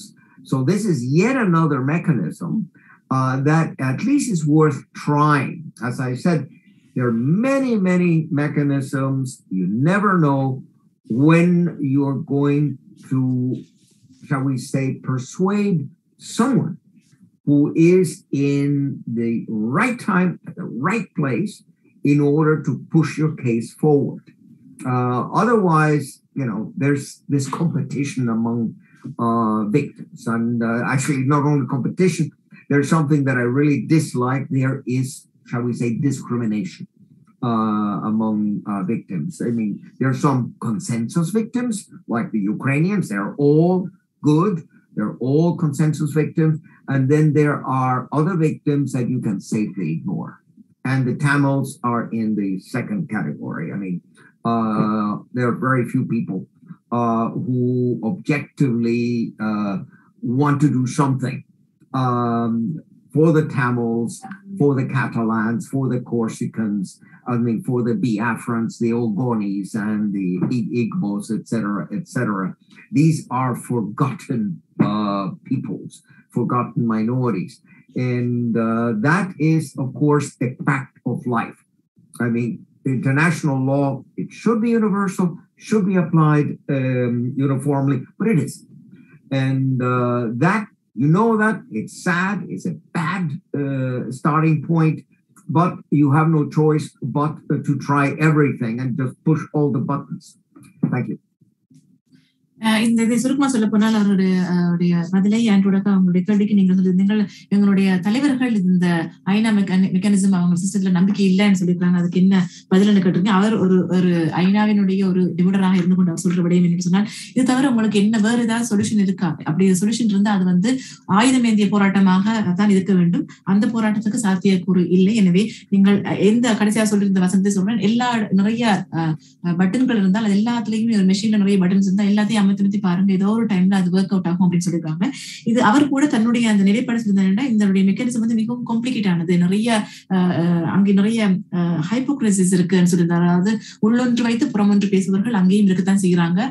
அந்த சிஸ்டமே நிறைய கஷ்டமானது, நிறைய வழிகள் இருக்குது. அது பல வழிகளை நீங்க முயற்சி செய்யலை என்பதையும் அவர் சுட்டிக்காட்டியிருந்தார். ஹியூமன் ரைட்ஸ் இஷ்யூ என்பது அங்க நிறைய நாடுகளையும் அங்கே இருக்கின்ற ஆக்டிவிஸ்டையும் நாங்கள் கன்வின்ஸ் பண்ண வேண்டும். அந்த ஒரு கடமைப்பாடு உங்களுக்கு இருக்குது அப்படின்னு சொல்லியிருந்தாங்க. முக்கியமாக இந்த மெயின் ஸ்ட்ரீம் மீடியாவை மறுபடியும் சொல்றாங்க சொன்னால், பெரிய மீடியாக்கள் எவ்வாறு அந்த செய்யப்பட்ட இனப்படுகொலையை வெள்ளி அடிக்கிறாங்க அப்படின்னு சொல்லி ஒயிட் வாஷ் என்று சொல்றது, நாங்க வெள்ளி அடிக்கிறோம்னு சொல்ற அதே வசனத்தை தான் அவரு ஆங்கிலத்தை சொல்லியிருக்காரு. ஒயிட் வாஷ் பண்ணி கொண்டிருக்கிற சமயம் அந்த ஒரு நிலைப்பாடு இருக்குது. எனவே அதை நீங்க தாண்டி வேலை செய்ய வேண்டிய ஒரு கடமைப்பாடு உங்கள்கிட்ட இருக்குது அப்படின்னு சொல்லியிருக்காங்க. நிறைய மெக்கானிசம் இருக்கு. முக்கியமாக யுனெஸ்கோ பற்றி சொல்லியிருந்தாங்க. இது ஒரு புதிய ஒரு விடயமாக நாங்க இதை எடுத்துக்கொள்ளலாம் நினைக்கிறேன். நாங்க நிறைய விடயங்களை தொட்டு பேசி வருகின்றோம். ஆனால் இந்த யுனெஸ்கோ விடயம் ஆல்ஃபிரட் டெசியாஸ் சொல்லியிருக்கிறாங்க. அதையும் நாங்கள் கட்டாயமாக இதை எடுத்து வேலை செய்ய வேண்டிய ஒரு கடமைப்பாட்டில் நாங்கள் இருக்கிறோம். யுனெஸ்கோ உங்களுக்கு தெரியும், கல்ச்சுரல் சம்பந்தமான யூஎன்னுடைய கல்ச்சுரல் ரீதியான சம்பந்தமான விடயங்கள், இப்ப இந்த உலக அதிசயங்கள் அதில் 8வது 9வது இதை போடலாம் என்று அங்கு விவாதிக்கப்பட்டு கொண்டும் வருகின்றது. அது கல்ச்சுரல் என்ற விடயத்தை பார்க்கும் பொழுது யுனெஸ்கோவில கூட பெட்டிஷன் சிஸ்டம் ஒன்று இருக்குது அப்படின்னு சொல்லியிருக்கிறாங்க. அதை எப்படி நாங்க கையெடுக்கிறது? ஏனென்றால் எங்களுக்கு நடந்து கொண்டிருக்கின்றது ஒரு இன அழிப்பு, அதே சமயம் ஒரு கல்ச்சுரல் ஜெனோசைட். அதாவது எங்களுடைய இனம், எங்களுடைய கலாச்சார ரீதியாகவும் அது இன அழிப்பு செய்யப்பட்டு வருகின்றது என்பதையும் நாங்கள் சுட்டிக்காட்ட வேண்டும். அங்கே கூட ஒரு ப்ரொசீஜர் இருக்குது, பெட்டிஷன் கொடுக்க வேண்டிய ஒரு இடம் இருக்கின்றது. அது சமயம் அவர் சொல்றாருன்னா, தான் கூட ஹியூமன் ரைட்ஸ் பியூரோல அந்த ஹியூமன் ரைட்ஸ் பியூரோல அவர் கனகாலமாக ஒரு பெட்டிஷன்ஸுக்குரிய பொறுப்பாளராக இருந்து வந்த சமயத்துல அங்க அவர் செய்த விடயங்களை சொல்லி வந்தார். எனவே அதுக்கு அந்த நிறைய அந்த பெட்டிஷன்ஸ் எப்படி அவர் கையாண்டார் என்றதையும் சொல்லி அதையும் நீங்கள் செய்ய வேண்டும் சொல்லிருக்காங்க. ஏன்னா டிஸ்கிரிமினேஷன், அதாவது விக்டிம்ஸ், இப்ப எங்க யுக்ரைன்ல நடக்கிற அவங்களும் விக்டிம்ஸ் தான், நாங்களும் விக்டிம்ஸ் தான். அதே மாதிரி நிறைய இனங்களை சொல்லியிருந்தாரு. இந்த விக்டிம்ஸுக்குள்ளேயே நிறைய பாகுபாடு நடக்குது அப்படின்றதையும் அவர் எடுத்து காட்டி சொல்லியிருந்தார். எனவே இப்படியான விடயங்கள் நடந்து கொண்டிருக்கும் போது நாங்களும் யுஎன்ல இருக்கிற அனைத்து பொறிமுறைகளையும் நாங்கள் பாதிக்க வேண்டும் என்ற ஒரு விடயத்தை, எங்களுக்கு பாதிப்பு நடக்கிறதால நாங்க தான் அந்த ஃபோர்ஸ் பண்ணி அவங்கள எங்களை திரும்பி பார்க்க வைக்க வேண்டும் அப்படின்னு சொல்லியிருந்தாங்க. தொடர்ந்து இந்த செயற்பாட்டில் நாங்க இருப்போம். அடுத்த உங்களுடைய இரண்டாவது கேள்வி, second question was towards Paul Newman. I hope professor Paul Newman நினைக்கிறீங்க உங்களுக்கு தமிழ்லயே அவங்க சொல்லியிருந்தாங்க, எனவே அந்த கேள்விக்கு நீங்க பதில் சொல்லுவீங்க அப்படின்னு நாங்க நம்புறோம். Tamil your mic is unmuted. What was the question? Can you repeat? அவங்களுடைய இரண்டாவது கேள்வி அன்றுடக்க அவங்களுடைய இரண்டாவது கேள்வி சொல்ல முடியுமா? டிவோஸ்கோ சொல்ல முடியுமா? நான் அதை எழுதி வைக்க சுருக்கமா சொல்லுங்க. அன்றுடக்க அவங்களுடைய இரண்டாவது கேள்வி இருக்க சொல்ல முடியுமா? என்னுடைய இரண்டாவது கேள்வி என்று சொன்னா, உலகமெங்கும் வாழ்கின்ற அனைத்து தமிழ் தலைவர்களும் அனைத்து செயற்பாட்டாளர்களும் ஒவ்வொரு நாடுகளில் வாழுகின்றவர்கள் அந்த நாட்டினுடைய செயற்பாடுகளுக்கு கீழே எங்களுடைய விடுதலைக்காக போராடுறோம், எங்களுக்கு நடந்த அநீதிக்காக நீதி கேட்கிறோம், எங்களுக்கு தமிழீழம் அமைய வேண்டும் என்று செயற்பாடு செய்கிறோம் என்று சொல்கிறார்கள். ஆனால் இது இப்ப யுஎன்ஏ சிஸ்டம் பொய் என்று சொல்ற போது அப்ப எந்த வழியில இந்த அனைத்து தலைவர்களும் அனைத்து நாடுகளிலும் வாழ்றவே எந்த வழியில இந்த செயற்பாட்டை செய்து எங்களுக்கான தமிழீழத்தையும் எங்களுடைய விடுதலையையும் பெற்றுக்கொள்ள முடியும்? மற்றது நடந்த 2 லட்சம் பேர் கொல்லப்பட்ட அந்த 2009 தண்டனை செய்தவர்களுக்கு தண்டனை எப்படி பெற்றுக் கொடுக்க முடியும்? இது முடியாதுன்னு சொல்றவங்க இருக்காங்கல்ல, அது யாரு முடியாதுன்னு சொல்றாங்களோ அவங்க கிட்ட கேட்க வேண்டிய கேள்வி எது வழியா முடியும்ன்றத நீங்க அவங்க கிட்ட கேட்கணும். எப்படி செஞ்சா முடியும்ன்றத கேட்கணும். ஏன்னா இப்ப இருக்கக்கூடிய ஒரே வழி என்னன்னா ஐநா சபை வழியில தான் இது இருக்கக்கூடிய ஒரே வழி. அந்த வழியை விட்டுட்டு வேற வழியில நம்ம இப்ப போக முடியாது. அதனாலதான் நாங்க எங்களுடைய நேரத்தை வீணடிச்சு எங்களுடைய பணத்தை வீணடிச்சு நாங்க கடந்த 13 ஆண்டு காலமாக நாங்க போய் இந்த போராட்டத்தை நடத்தி வருவதே இந்த ஒரு காரணத்துக்காகத்தான். நீதி ஒரு நாள் இல்லைன்னா இன்னொரு நாள் நீதி பெற்றுக் கொடுப்பார்கள், ஐநா வழியா நீதி பெற்றுக் கொடுப்பார்கள் என்ற ஒற்றை நம்பிக்கையில தான் நாங்கள் எங்கள் செயல்பாடுகளை நடத்தி வருகின்றது. அதை இல்லைன்னு சொன்னாங்கன்னா அவங்களதான் இந்த கேள்வியை கேட்கணும், வேற வழி என்ன இருக்கு சொல்லி. ஏன்னா இப்ப ஐநா சபையை விட்டா உலக அளவுல எந்த ஒரு அமைப்பும் கிடையாது, எந்த ஒரு பெரிய நிர்வாகமும் கிடையாது. ஐநா சபைன்றது 193 நாடுகள் ஒன்றாக சேர்ந்து அமைத்திருக்கும் ஒரு சபை. இப்போ எல்லா நாடு இப்போ ஐநா சபை உருவான போது இருந்தது இந்த உலகத்தில் 50 நாடுகள் மட்டும்தான். இன்னைக்கு இருப்பது 193 நாடுகள் இருக்கு. சோ ஏறக்குறைய 143 நாடுகள் உருவாயிருக்கு. இந்த புதியதாக 143 நாடுகள் உருவான பிறகு 70 ஆண்டு காலத்துல, அப்போ 70 ஆண்டு காலத்துல 143 நாடுகள் உருவாயிருக்குன்னு பாத்தீங்கன்னா ஒரு ஆண்டுக்கு 2 நாடுகள் உருவாகி வருகின்றன. சோ இது வழியாதான் விடுதலை என்பதை நாம் பெற முடியும். இதை விட்டால் வேற வழி எனக்கு இப்பொழுது தெரியவில்லை. அதை ஒற்றுமையாக உலகெங்கும் வாழக்கூடிய தமிழ் மக்கள் எல்லாருமே ஒற்றுமையா சேர்ந்து பணியாற்றினால் மட்டும்தான் ஒரே வாய்ப்பு இருப்பதாக நான் நம்புகின்றேன். இப்பொழுது வருங்கால கட்டத்துல என்ன நடக்க போகுதுன்னு எனக்கு தெரியாது. அதுக்கும் நான் உதாரணத்தை கொடுத்துருக்கேன் உங்களுக்கு. ஸோ இதை நம்ம முன்ன எடுத்துட்டு போகலன்னா வேற யார் எடுத்துட்டு போக முடியும்? இல்லை வேற ஏதாவது ஒரு தருணம் இருந்தா அந்த இடத்துக்கும் வேற ஒரு ஃபோரம் இருந்தா, இப்போ ஐரோப்பிய ஒன்றியம் இருக்கு. ஐரோப்பிய ஒன்றியத்துல கூட நாங்க மட்டும்தான் பேசிட்டு வர்றது. அங்கேயும் இந்த முயற்சி எடுத்துட்டு போறோம். அதே போல வேற எங்கெங்க இந்த முயற்சிகள் எடுக்க முடியுமோ அந்த நாடுகள்கிட்டலாம் நாங்க பேசிக்கொண்டு தான் வரோம். ஸோ ஒற்றுமை என்பது அது ஒற்றுமை இல்லாம ஆக்குவதே அரசியல்வாதிகள் தான். அது யார் முடியாதுன்னு சொல்றாங்களோ அந்த அரசியல்வாதிகள்கிட்ட தான் நீங்க இந்த கேள்வியை கேட்கணும், யாரால முடியும் என்பது. இதுதான் நான் சுருக்கமா சொல்லக்கூடிய ஒரு பதில். நன்றி. நன்றி ப்ரொஃபசர் Paul உங்களுடைய அருமையான இந்த பதிலுக்கு. இங்கே தீரன் அவர்களும் கையை உயர்த்தியிருந்தாரை உயர்த்தி பேச கேட்டிருக்கின்றார் என்பதை பார்க்கக்கூடியதாக இருக்கிறது. அதே சமயம் எங்களுடைய அடுத்த ஸ்பீக்கரை நாங்கள் இங்கே வரவேற்றுக் கொள்வோம். எங்களுக்கு இன்னும் 2 பேச்சாளர்கள் இருக்கிறார்கள். அதில் ஒரு பேச்சாளர் MK சுவாஜிலிங்கம் ஐயா அவர்கள் அங்கே இடத்தில் இருந்து கலந்து கொள்வதாக இருந்தது. அவர் இப்போது இன்னொரு நிகழ்வில் இருப்பதனால் அவருடைய வருகை தாமதமாக இருக்கின்றது. அதே சமயம் இப்போது திலக்ஷி சிவகணேசன் கனடாவில் இருந்து இணைந்து கொள்வதற்காக காத்திருக்கிறார். அவரை வரவேற்றுக் கொண்டு விட்டு அதற்கு பிறகு உங்களுடைய கேள்விகளுக்கு மீண்டு வரும். எனவே திறன் காத்திருங்கள். மற்றவர்கள் உங்களுடைய கேள்விகளை தயாராக வைத்துக் கொள்ளுங்கள். Dilakshi, are you ready? I'm good. Yes.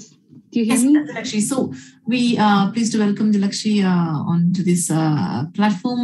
Dilakshi will speak about the definition of genocide, and she is a very young activist from Canada. Welcome, Dilakshi. I would like to give out a trigger warning to war crimes and genocide mentioning before I start. Hello and vanakkam. My name is Tilakshi Sivaganation. I am a student at Carleton University. I am a female born in Ottawa, Canada, and lived here all my life who speaks English, Le Français, and Tamil.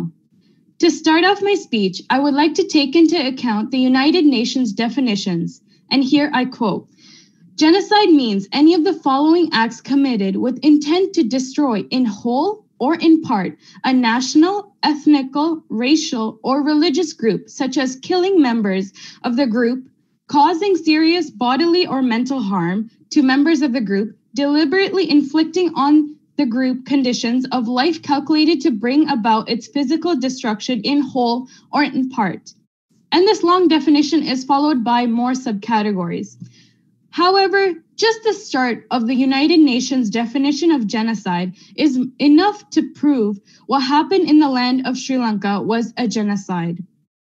More specifically, even though it is yet to be proven in the international criminal courts what Sri Lankan Tamils had faced was a genocide, it was a genocide, if we do take into account the United Nations definition.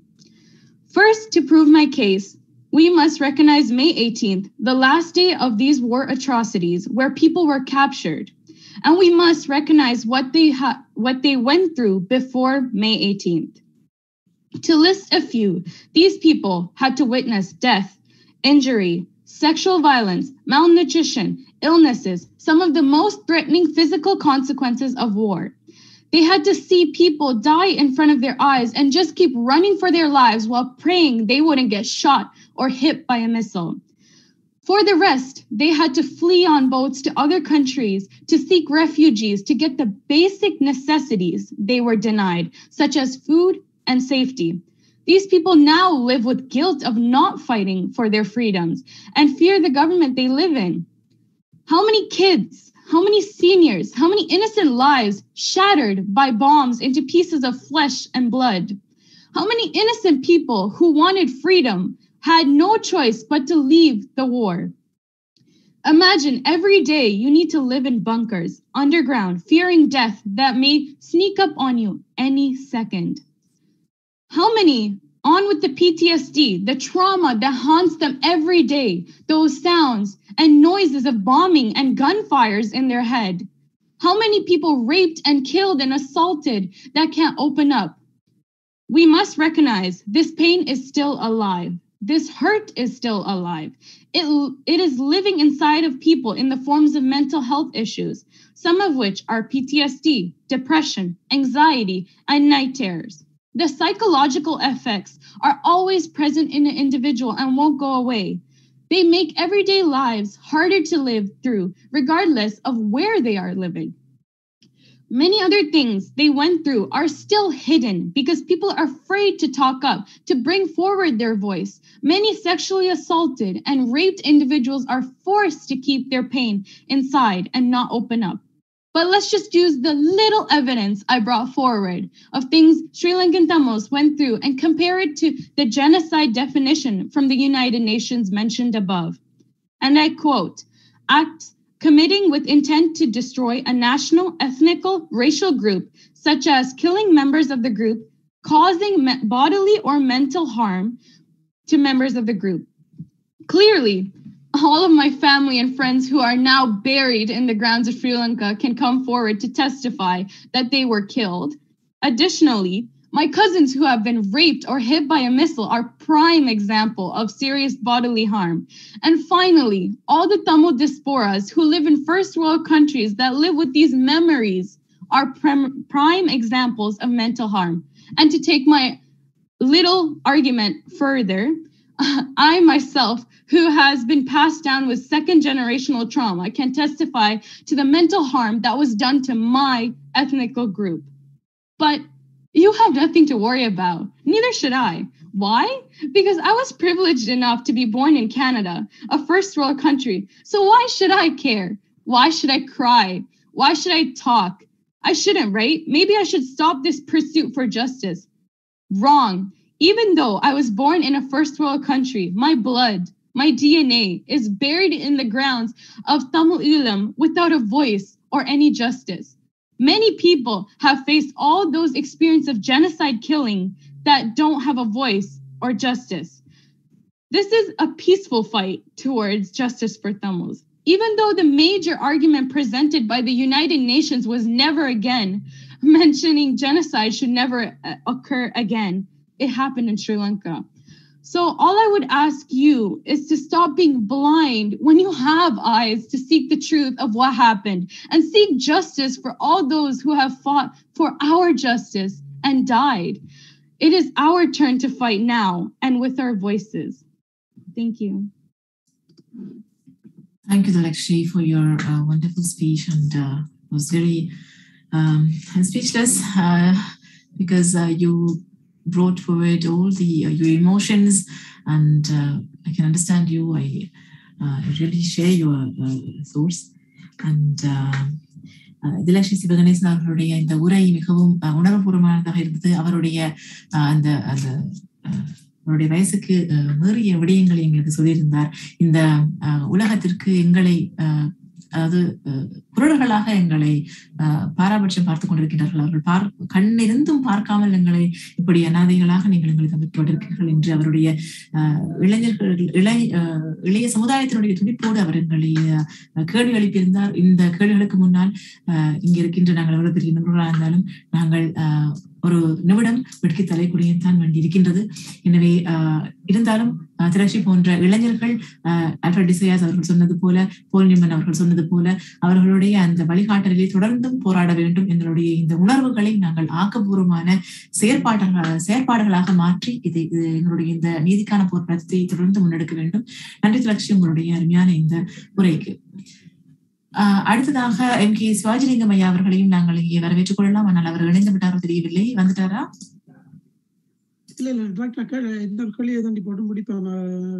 சரி, இப்போது தொடர்ந்து எங்களுடைய professor டிசையாஸ் அவர்கள் இருக்கின்றார்கள்.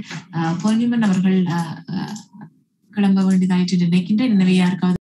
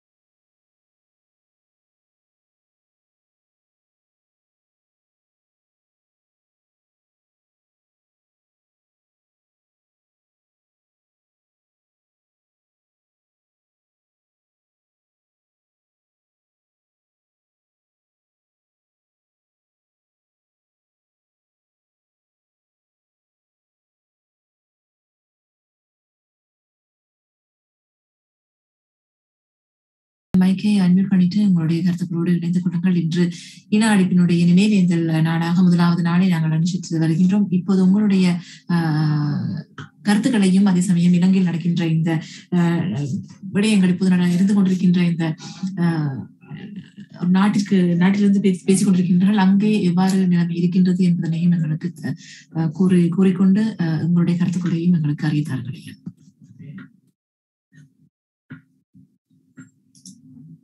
Mic வந்து அன்மியூட்டா இருக்குது. இப்ப கேக்குதா? சரி, சொல்லுங்க. வணக்கம், அனைவருக்கும் வணக்கம். இந்த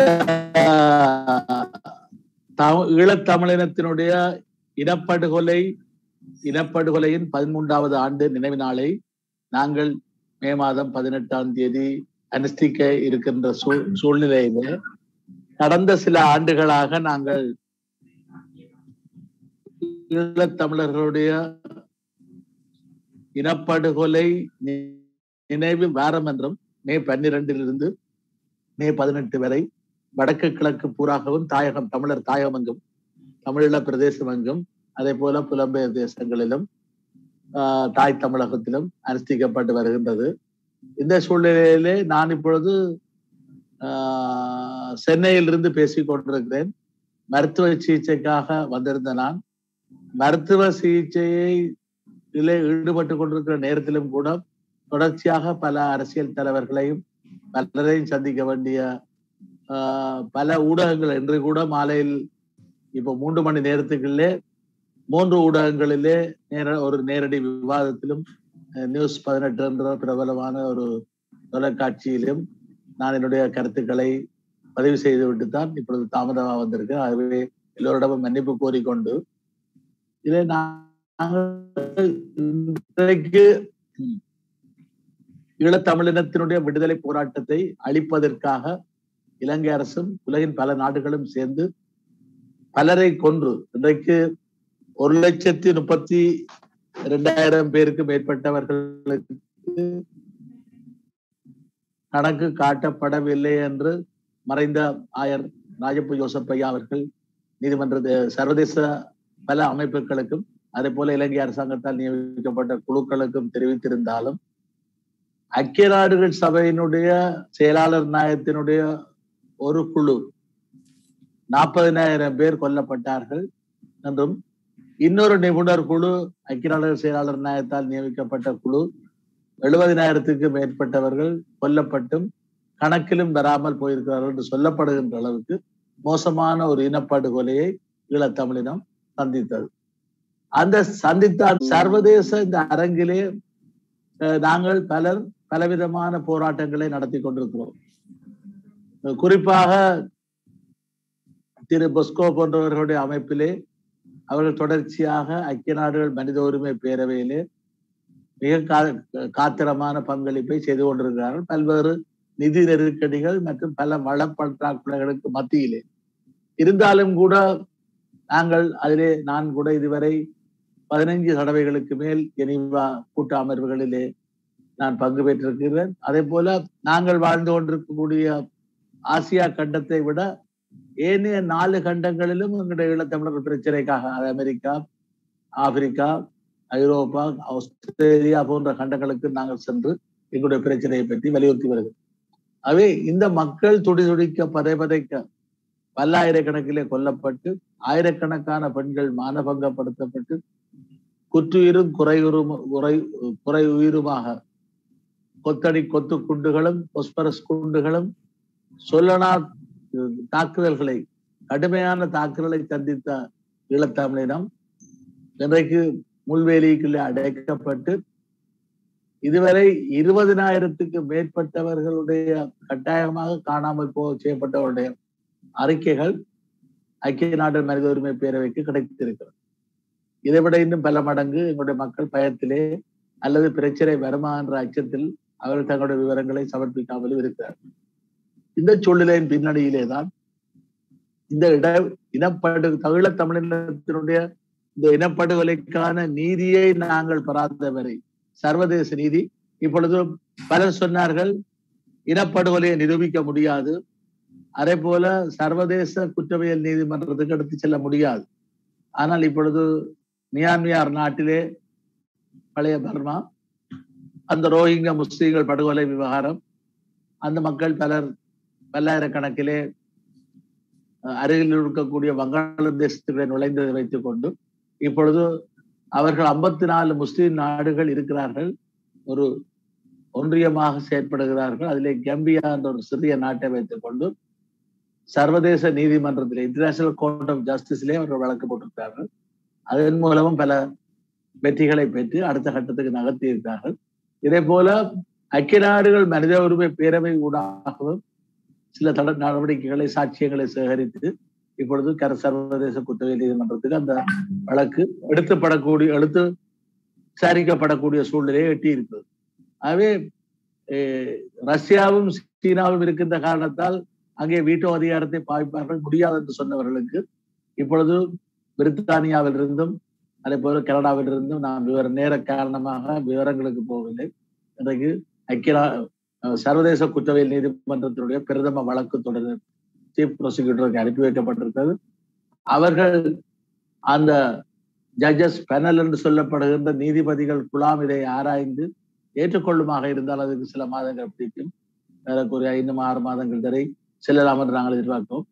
அது எடுக்கப்படுமாக இருந்தால் ஒரு நாட்டை குற்றச்சாட்ட முடியாது, அங்கே நிறுத்த முடியாது. தனிநபர்கள், அது இன்றைக்கு ஜனாதிபதியாக இருந்து கொண்டிருக்கக்கூடிய கோத்தபாய ராஜபக்சவாக இருக்கட்டும், முன்னாள் ஜனாதிபதிகள் திருமதி சந்திரிகா பண்டாரநாயக்க குமாரதுங்கம், மஹிந்த ராஜபக்ச, மைத்பால சிறிசேனா, சிங்கா, அதே போல முன்னாள் ராணுவ தளபதி சரத் பொன்சேகா, பல படை தளபதிகள் உட்பட சர்வதேச குற்றவியல் நீதிமன்றத்தில் நிறுத்தப்பட வேண்டும். சர்வதேச ரீதியாக நாங்கள் சென்று கொண்டிருக்கிறோம். அவ்வாறு அது நிரூபிக்கப்பட்டதன் பின்னர் ஒரு ரெமெடியல் ஜஸ்டிஸ் என்று சொல்லுவார், பரிகார நீதி அல்லது பரிகாரம் என்பது வடமொழி சொல். ஈடுசெய் நீதி என்பது பல நாடுகளிலே நடைபெற்றிருக்கிறது. வாக்கெடுப்பு, பொதுசன வாக்கெடுப்பு நடைபெற்றிருக்கிறது, ரெஃபரண்டம் நடைபெற்றிருக்கிறது. அதை நடத்த வேண்டிய தேவை ஏற்படும். அப்படி ஒன்று செய்யப்படுமாக இருந்தால் அதன் ஊடாக வடக்கு கிழக்கிலே இருக்கக்கூடிய மக்கள் தங்களுடைய விருப்பத்தை தெரிவிக்க முடியும். அதிலே அவர்கள் சுதந்திர தமிழீழத்திலே வாழப் போகிறார்களா அல்லது ஒரு சுயாட்சி தமிழரசாக இலங்கைக்குள்ளே இருக்க போகிறார்கள் என்ற தீர்மானத்தை அந்த மக்கள் எடுக்க முடியும். ஆனால் இது போன்ற பல விடயங்களிலே பொதுசன வாக்கெடுப்பை நடத்த விடாமல் முறியடிப்பதற்கும் பல சதிகள் நடைபெற்றுக் கொண்டிருக்கின்றன. இதை நாங்கள் தாண்டி இந்த தமிழின படுகொலை, ஈழத்தமிழினத்தினுடைய படுகொலைக்கு நீதி கோரி நிற்கின்ற நாங்கள் இந்த வாரத்திலே, தமிழின படுகொலை நினைவு வாரத்திலே நாங்கள் இந்த உறுதியை வைத்துக் கொள்ள வேண்டும். எங்களுடைய இந்த சர்வதேச நீதியை பெறுவதற்கும் இதே போல அதனுடைய தொடர்ச்சியாக அரசியல் தீர்வை வென்றெடுப்பதற்கும் நாங்கள் முனைப்பு காட்ட வேண்டும். இன்னொரு விடயம் நான் ரிகரன்ஸ் என்று சொல்வார்கள், மீள நிகழாமை. எங்களுக்கு 77, 83களிலே மிகப்பெரிய இனப்படுகொலை நடைபெற்றது. போரிலே 2006 2009 வரை நடைபெற்ற படுகொலைகளைப் போல நடைபெற்ற படுகொலைகளுக்கு அவ்வாறு மீண்டும் நடக்காது என்பதற்கு இப்பொழுது உத்தரவாதம் இல்லை. ஆகவே அதை உறுதிப்படுத்தக்கூடிய விதத்திலும் ஏற்பாடுகள் செய்யப்பட வேண்டும். யார் இந்த ரெஃபரண்டத்தை, பொதுசன வாக்கெடுப்பை நடத்துவது என்ற கேள்வி இருக்கின்ற பொழுது கடந்த காலங்களிலே ஐக்கிய நாடுகள் சபை சில வாக்கெடுப்புகளை நடத்தி இருக்கின்றன, ஐரோப்பிய யூனியன் நடத்தி இருக்கின்றது, நேட்டோ நடத்தி இருக்கின்றது, கொசோவாவை நேட்டோ வாக்கெடுப்பை நடத்தி இருக்கின்றது. வேறு பலர் நடத்தக்கூடும். ஆகவேதான் நாங்கள் இப்பொழுது அக்டோபர் மாதம், கடந்த வருடம் அக்டோபர் மாதத்திலே நான் இந்திய பிரதமருக்கு இந்தியாவுடைய வெளியுறவு செயலாளர் யாழ்ப்பாணத்திலே வந்து எங்களை சந்தித்த பொழுது அவருக்கு கடிதத்தை கொடுத்திருந்தேன். அதிலே குவாட் அமைப்பு, இந்திய பசிபிக் பிராந்தியத்துக்கான சீனாவினுடைய ஆக்கிரமிப்பை தடுப்பதற்கான ஒரு கூட்டமைப்பை இந்தியா, அமெரிக்கா, ஜப்பான், ஆஸ்திரேலியா சேர்ந்து ஏற்படுத்தியிருக்காங்க. அந்த குவாட் அமைப்பு இந்த வாக்கெடுப்பை நடத்த வேண்டும் என்றும் ஐநாவுடைய கண்காணிப்பிலே நடத்த வேண்டும் என்ற கோரிக்கையை விட்டுருக்கேன். இதே நேரத்திலே இப்பொழுது இடைக்கால அரசாங்கம் என்ற ஒரு கருத்தை சொல்லிக் கொண்டிருக்கார். நீங்கள் இடைக்கால அரசாங்கத்தை வைத்திருந்தால் இந்த 30 வருட போரிலே இவ்வளவு படுகொலைகளை செய்ததனுடைய விளைவுதான், போரை நடத்தியதனுடைய விளைவுதான் இந்த பொருளாதார நெருக்கடிக்கான 75% மேற்பட்ட காரணம். ஏனைய துணை காரணங்களும் இருக்கின்றன. அவை அதற்கான மூலவேர் இல்லாமல் செய்யப்பட வேண்டுமாக இருந்தால் அரசியல் தீர்வு காணப்பட வேண்டும். ஆகவே அந்த ரெஃபரண்டத்தை, அந்த பொருசன வாக்கெடுப்பை நடத்துவதற்கு இந்த நாடுகள் முன்வர வேண்டும். ஐநாவுடைய கண்காணிப்பிலே என்ற கோரிக்கையை நாங்கள் வைக்க கடமைப்பட்டிருக்கோம்.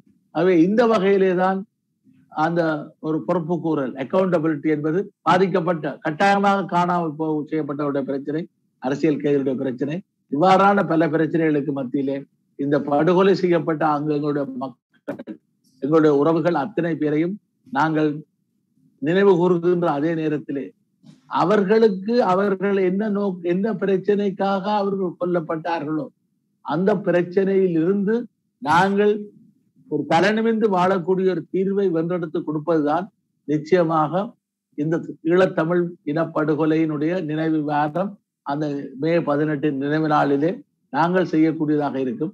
அந்த வகையிலே தான்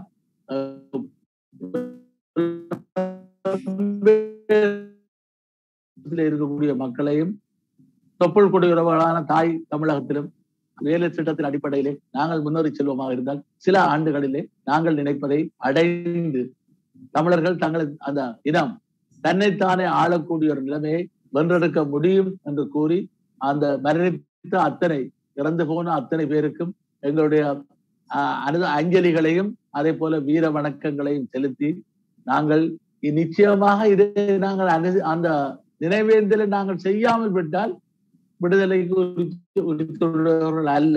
ஆகவே ஒவ்வொருவரும் தங்கள் சக்திக்கு உட்பட்ட வகையிலே எந்தெந்த இடங்களிலே வாழ்கிறார்களோ அந்தந்த இடங்களிலே தங்களுடைய நினைவேந்தல்களை இந்த முள்ளிவாய்க்கால் நினைவேந்தல் என்று சொல்லப்பட்டாலும் கூட ஈழத்தமிழின படுகொலை நினைவு வாரம் 12 to 18 வரை, அதே போல ஈழத்தமிழர் தமிழின படுகொலை நினைவு நாள் மே 18 அனுஷ்டிக்க வேண்டும் என்று உங்களுடைய எல்லோரையும் நான் மிக பணிவாக கேட்டுக்கொள்கின்றேன். ஈழத்தமிழர் தமிழ தாயகம். நன்றி ஐயா, உங்களுடைய அருமையான இந்த கவன ஈர்ப்பு ஸ்பீச் என்று சொல்லலாம். என்னென்றால் இது எங்களுடைய மக்கள் அனைவருமே அனுஷ்டிக்க வேண்டிய ஒரு நாளாக இருக்கின்றது. எவ்வாறு நாங்கள் மாவீர நிகழ்வுகளை இங்கே அந்த வாரத்தில் செய்து வருகின்றோம், புனித வாரமாக அதை எடுத்து நாங்கள் செய்து வருகின்றோம். அதே போலவே மே 12 to 18 வரை இந்த வாரமும் ஒரு புனித வாரமாக, அதே சமயம் ஒரு உணர்வு பூர்வமான வாரமாகவும் இருக்க வேண்டும் என்பதை நீங்கள் அருமையாக முன்வைத்தீர்கள். இதனை உலகத்தில் இருக்கின்ற எல்லா தமிழர்களும் அதை கடைப்பிடித்து வருவதையும் நாங்கள் பார்க்கக்கூடியதாக இருக்கின்றது. முக்கியமாக இன்றைய நாளிலே அம்பாறை மாவட்டத்தில் முள்ளிவாய்க்கால் கஞ்சி நிகழ்வு ஆரம்பித்திருக்கின்றது. அதனுடைய புகைப்படங்கள் எங்களுக்கு வந்திருக்கின்றது. அங்கே நடந்து கொண்டிருக்கின்ற அந்த ஒரு கெடுபிடிக்குள்ளும் அந்த தாய்மார்கள் தங்களுடைய உறவுகளை கையெழுத்துவிட்டு இன்று வரை போராடி வருகின்ற அந்த தாய்மார்கள் மிகவும் சிரமத்தின் மத்தியில் கூட இந்த முள்ளிவாய்க்கால் கஞ்சி காய்ச்சி அவர்கள் பிள்ளைகளுக்கும் கொடுத்து அவர்கள் அந்த தினத்தை, அந்த வாரத்தை அனுஷ்டிக்க தொடங்கி இருக்கின்றார்கள் என்பதனையும் தகவலாக நாங்கள் இங்கே முன்வைக்கின்றோம். இப்போது இன்னொரு கேள்வி இங்கே எழுந்திருக்கின்றது. பிரபாகரன் அவர்கள் தங்களுடைய கையை உயர்த்தி கேள்வியை கேட்க அனுமதி தருமாறு கேட்டுக்கொண்டிருக்கிறார். எனவே அவருடைய கேள்வியையும் நாங்கள் இங்கே இணைத்துக் கொள்வோம். பிரபாகரன், உங்களுடைய கேள்வியோடு இணைந்து கொள்ளுங்கள். வணக்கம். வணக்கம், எல்லாருக்கும் வணக்கம். நான் பிரான்ஸ்ல இருந்து பிரபாகரன் பேசுறேன். என்னுடைய கேள்வி சிவாஜி அண்ணன்கிட்ட. இங்க மருத்துவ இதுக்காக இந்தியாவுக்கு வந்திருக்கின்றீங்க, குணம் பெற இறைவனை பிரார்த்திக்கிறேன். அதே நேரத்தில் என்னுடைய கேள்வி எங்களுடைய இனம் இன போராட்டத்துக்கு தீர்வு காணாமல் போராடிக்கின்ற நேரத்தில், அதுக்கே தீர்வு காணாமல் இருந்த நேரத்துல இன அழிப்பு என்ற ஒரு நிகழ்வு நடந்து இப்ப ரெண்டுக்கும் சேர்த்து நாங்க போராடிக்கிட்டு இருக்கோம்.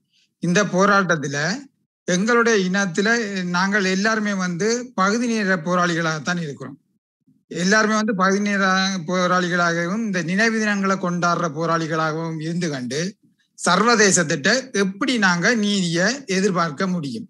இது முதலாவது கேள்வி. ரெண்டாவது கேள்வி இப்ப இந்த நடந்திருக்கிற இந்த வன்முறை நிகழ்வுகளால எங்களுடைய இந்த நினைவேந்தல் நிகழ்வுகள் நாட்டுல பாதிக்கப்படுமா? அது எப்படியான பின்னடைவுகளை ஏற்படுத்தும் இந்த இதுகள்ல என்று சொல்லி கேட்டுக்கொண்டு நன்றி. நன்றி. இந்த கேள்விக்கு சிவாஜிலிங்கம் ஐயா அவர்களுடைய பதிலை எதிர்பார்த்து நிற்கின்றோம். அவருடைய மைக்க அன்மியூட் பண்ண முடியுமா?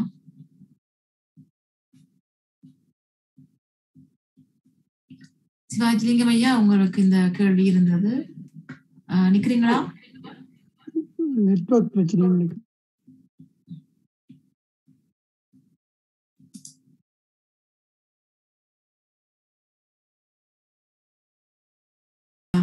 அறியக்கூடியதாக இருக்கிறது. அவருடைய வீடியோவும் வரவில்லை. எனவே அவருக்கு நெட்வொர்க் பிரச்சனை இருக்கிறதுனால இதுக்கு வேறு யாராவது பாஸ்கோ இதுக்கு நீங்க வந்து பதில் சொல்ல முடியுமா? நினைக்கிறேன் இந்த கேள்வியில் ஒரு பகுதிக்கு வந்து ஏற்கனவே பதில் சொல்லி இருந்தாங்க டிசையஸ் அவர்கள். எவ்வாறு நாங்கள் சர்வதேச அரங்கிலே இந்த நீதிக்கான போராட்டத்தை கொண்டு செல்லலாம் என்று ப்ரொஃபசர் போல் நியூமன் அவர்களும் இன்றைய பேச்சாளரான இன்னொரு பேச்சாளர் டிசையஸ் அவர்கள் சொல்லியிருந்தாங்க. பாஸ்கோ இதற்கு நீங்க உங்களுடைய கமெண்ட்ரி தான் சொல்ல விரும்புறீங்க?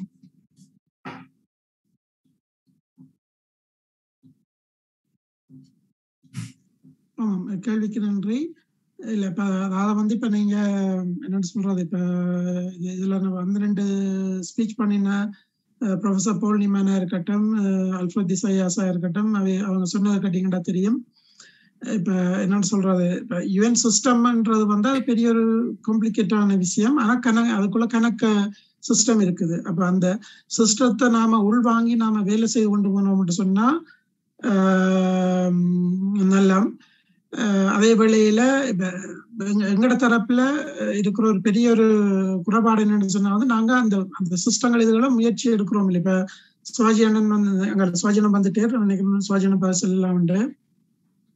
உங்கள்கிட்ட கேட்கப்பட்ட கேள்வி, எங்களுடைய நீதிக்கான போராட்டத்தை எவ்வாறு நாங்கள் அனைத்துலக தளத்திலே நாங்கள் கொண்டு செல்ல முடியும் என்ற ஒரு கேள்வி பிரபாகரன் அவர்கள் கேட்கப்பட்டது.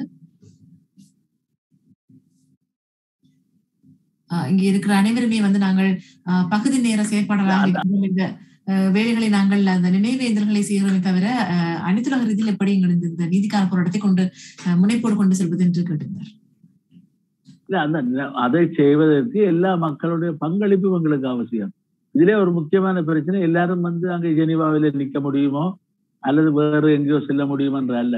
அந்த செய்கிற அமைப்புகளை அவர்களுக்கு தார்மீக ஆதரவை கொடுப்பதோ ஒன்று.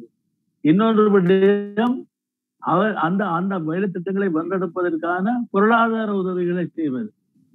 உதாரணமாக இன்றைக்கு இனப்படுகொலையை பற்றி நிரூபிப்பதாக இருந்தால் ஒரு வழக்கறிஞர்களை கொண்ட அவர்களுக்கு எல்லோரும் எங்களுக்காக இலவசமாக வர மாட்டார். பெருந்தொகை கட்டணங்களை செலுத்த வேண்டி இருக்கு. உங்களுக்கு நாங்கள் பார்த்தோமாக இருந்தால் இப்பொழுது பிரித்தானியாவிலிருந்து லட்சக்கணக்கான பவுண்ட் செலவழிக்கப்பட்டுத்தான் இவ்வளவு விடயங்கள் அங்கே 200 பேருடைய சத்திய கடதாசிகள் உள்ளக்கப்பட்டதாக சுமார் 10,000 பக்கங்களை கொண்ட அந்த அறிக்கை சர்வதேச குற்றவியல் நீதிமன்றத்தின் பிரதம வழக்கு தொடர்வதற்கு அனுப்பப்பட்டிருக்கிறது. இதே போல கனடாவிலிருந்து அவர் நிச்சயமாக இதுக்கு பொருளாதார ரீதியாக செலவிட்டிருப்பார். அவை எந்த முயற்சியாக இருந்தாலும் மக்களுடைய பங்களிப்பு நிச்சயமாக தேவை. ஒன்றுமில்லாமல் அங்கே சரியான உணவும் இல்லாமல் தங்குமிடமும் இல்லாமல் வசதி குறைவுக்கு மத்தியிலே தான் தாயகத்திலிருந்து வருபவர்களும் ஏன் தாய் தமிழகத்திலிருந்து வருபவர்களையும் வைத்திருக்க வேண்டிய ஒரு சூழ்நிலை இருக்கிறது.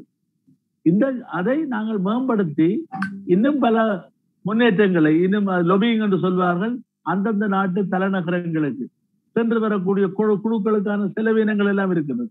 அவை இதுகளை தம்பி கேட்கிறவர்கள், நீங்கள் பலர் பங்காளிகளாக மாறினால்தான் அது அந்த பொருளாதார ரீதியாக அதை அடுத்த கட்டத்துக்கு கொண்டு செல்ல முடியுமே ஒழிய ஆர்வத்துக்கு நாங்க பாராட்டுகிறோம். நீங்க இதுல வருகிறீர்கள் கேட்கிறீர்கள், இத்தனை பேர் கேட்டு அடுத்த கட்டத்துக்கு நீங்கள் வர வேண்டும் என்பதுதான் என்னுடைய அன்பான பணிவான கருத்து. நன்றி. இதுல நானும் ஒரு கேள்வியை கேட்க விடைகிறேன். எனக்கு இதுல மொடரேட்டரா சொல்லியிருக்காங்க. அதுல வந்து கேள்வி கேட்கறதுக்கு எனக்கு ஒரு மேற்கோ தெரியல. இருந்தாலும் ஒரு சாதாரண ஒரு பொதுமகளாக இந்த ஒரு கேள்வியை நான் முன்வைக்கிறேன். வெளிநாட்டுல வாழ்ந்து கொண்டிருக்கிற எங்களுக்கெல்லாம் அங்கோட நிலைமையை பார்க்கும்போது ஒவ்வொரு நாடும் எங்களுடைய தாய்நாடானது பற்றி இருக்கிறது அப்படின்னு சொல்லி நிறைய பேர் சொல்றாங்க. ஆனா வந்து இலங்கையை பொறுத்த வரைக்கும் எங்களை தாய்நாடாக எங்களுக்கு அதை பார்க்க முடியாத காரணமா இருக்குது. என்னன்னா நாங்க தனித்து தமிழிடத்தை ஆசிச்சு நிக்கிறோம். எனவே எங்களுக்கு தமிழிடத்துல வந்து அந்த ரியாக்ஷன் எப்படி இருக்குது, அந்த மக்கள் எப்படி இருக்கிறாங்க, அது அந்த இப்ப நடக்கிற அந்த பிரச்சனையை அவங்க எப்படி கையாளுறாங்க, நீங்க ஒரு அரசியல் தலைவராக இருந்து கொண்டு அங்க நடக்கிற பிரச்சனை நீங்க எப்படி பாக்குறீங்க, இனி அந்த மக்களுக்கான, அதாவது இலங்கையில் வாழ்ந்து கொண்டிருக்கின்ற சிங்கள மக்களுக்கான தீர்வும் அவர்களுக்கு எப்படி எட்ட போகுது. என்னுடைய இப்ப இன்னைக்கு பார்த்தா நியூஸ் வந்து மீண்டும் ரணில் பிரதமராக பதவியேற்றிருக்கிறார். இந்த விடயங்கள் எல்லாம் வந்து எப்படி எங்களுடைய தமிழ் மக்களுக்கு ஒரு சொல்யூஷன் அமையும் நினைக்கிறீங்க? ஏன்னா பேய் போய் பிசாசு வந்த மாதிரி தான் இது இருக்குது தவிர எங்களுக்கு ஒரு நீண்ட ஒரு சொல்யூஷன் தரதுக்கு அந்த அதுல இருந்து அந்த தண்டனையில இருந்து தப்பிக்கிற ஒரு உத்தியா தான் நாங்க இதை பார்க்க வேண்டியதா இருக்குது இல்லையா? இதுல குறிப்பாக இந்த பொருளாதார நெருக்கடிக்கான மிகப்பெரிய காரணம் நான் இப்பொழுது கூட இந்தியாவுடைய பல தொலைக்காட்சிகளிலே நேரடி விவாதங்களிலும் கருத்துக்களை தொடர்ந்து தெரிவித்து வருகிறேன். இந்த வாரத்திலே நாளைய தினம் கூட சென்னை பத்திரிகையாளர் மன்றத்திலே ஒரு பத்திரிகையாளர் சந்திப்புக்கு நான் ஏற்பாடு செய்திருக்கிறேன். நிறைய பத்திரிகையாளர்கள் வருவார்கள். கடந்த மாதம் ஒரு தடவை நான் மருத்துவ சிகிச்சைக்காக சென்னையில வந்திருந்த பொழுது நான் பத்திரிகையாளர் சந்திப்பை நடத்தியிருந்தேன். பல இந்த யூடியூப்ல நீங்கள் பார்த்திருக்க முடியும். ஒரு இணையதளம் மாத்திரத்து அதிலே 1,25,000 பேர் பார்வையிட்டார். அவை எங்களோட கருத்துக்கள் சென்றடைகின்றன. அதே போலதான் நான் இப்ப சொல்ல விரும்புவது, ஏதோ ரணில் விக்ரமசிங்க வந்த உடனே ஏதோ இந்தியாவுடைய நண்பன் வந்திருப்பது போல ஒரு தோற்றத்தை இங்க இருக்கக்கூடிய ஒரு சில பத்திரிகையாளர்கள் காட்ட முற்படுகிறார். நான் சொன்னேன், இதே ரணில் விக்ரமசிங்க மைத்ரிபால சிறிசேனவுடைய ஆட்சியிலே தான் 2017 அம்பாந்தோட்டை துறைமுகம் இது சீனாவுக்கு 99 வருட குத்தகைக்கு கொடுக்கப்பட்டது. அதே ரணில் இந்த தமிழக தேசிய தலைவர் பிரபாகரனோட ஒரு சமாதான ஒப்பந்தத்தை செய்துவிட்டு எவ்வாறு சர்வதேச ரீதியாக தமிழக விடுதலை புலிகளை தனிமைப்படுத்த முடியுமோ அதற்கான நரித்தந்திர வேலைகளிலே ஈடுபட்டார்கள். அவர்களை பொதுவாக சிங்களவர்களும் சிங்களத்தில நரி ஆண்டுவார்கள், எங்களுடைய மக்கள் நரி என்று சொல்வார்கள், ஆங்கிலத்திலே போக்ஸ் என்று சொல்வார்கள். ஆகவே அவ்வாறான ஒரு தலைவர் தான். நான் சொல்லியிருக்கிறேன், ஒன்று தீறி கடிக்கிற பாம்பு அது மஹிந்த ராஜபக்ச, தீராம கடிக்கிற பாம்பு ரணில் விக்ரமசிங்க.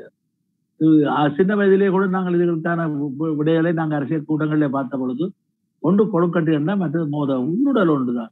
ஆகவே இதிலே ஒரு நாணயத்தினுடைய 2 பக்கமாகத்தான் இருக்கிறது. தலையடிக்கு தலையடியை மாற்றி தலையடியை தீர்க்க முடியாது. ஆகவே இந்த இனப்பிரச்சனைக்கான மூல வேர் ஆணி வேர் கண்டறியப்பட்டு இதற்கான நிரந்தர தீர்வு காணப்பட வேண்டும். அதற்கு இடைக்கால தீர்வும் காணப்பட வேண்டும். இப்பொழுது அவர்களுக்கு இடைக்கால எங்களுக்கு வடகிழக்கு ஒரு இடைக்கால நிர்வாகம் தேவை. இந்த நிலைமைகளை நாங்கள் முன்னேறி செல்ல வேண்டும். வடக்கு கிழக்கு இணைக்கப்பட வேண்டும். இந்தியாவை நாங்கள் இந்திய தலைவர்களுக்கு நான் சொல்லியிருக்கேன், நீங்கள் இந்திய இலங்கை ஒப்பந்தத்தினுடைய நன்மை என்ன என்று கேளுங்கள். என்ன இன்றைக்கு உயிரோடு இருக்கிறதா ஒப்பந்தம் இல்லையா? அப்படி என்றால் ஏன் நீங்கள் பிரிக்கப்பட்டதை இணைப்பதற்கு முயற்சி எடுக்கவில்லை? இந்த கேள்விகள் கேட்கப்பட வேண்டும். அதை விட இந்தியாவுடைய பாதுகாப்பை பற்றி அந்த அத்தியாயம் 2 சொல்லுகிறது. அதாவது ஸ்டார்ட் என்ன சாப்டர் 1 and 2 அல்லது A, B என்று இருக்கவாறு இருக்கிறது. அது இவ்வாறான விடயத்திலே இறுதி இலக்கை நோக்கி நாங்கள் பயணிப்பதற்கு, அது பொதுசன வாக்கெடுப்பை நோக்கி அதே நேரத்திலே மீள நிகழாமை உறுதிப்படுத்தக்கூடிய விதத்திலே தமிழ் தேசிய இனம், ஈழத்தமிழ் தேசிய இனம் தன்னுடைய சுயநிர்ணய உரிமை பாய்ப்பது. சுயநிர்ணய உரிமை பாய்ச்சோன்னா ஏதோ கணக்க பயப்படுகிறோம். சுயநிர்ணய உரிமை என்பது ஒவ்வொருவருக்கும் ஒவ்வொரு இனத்துக்கும் உரியது.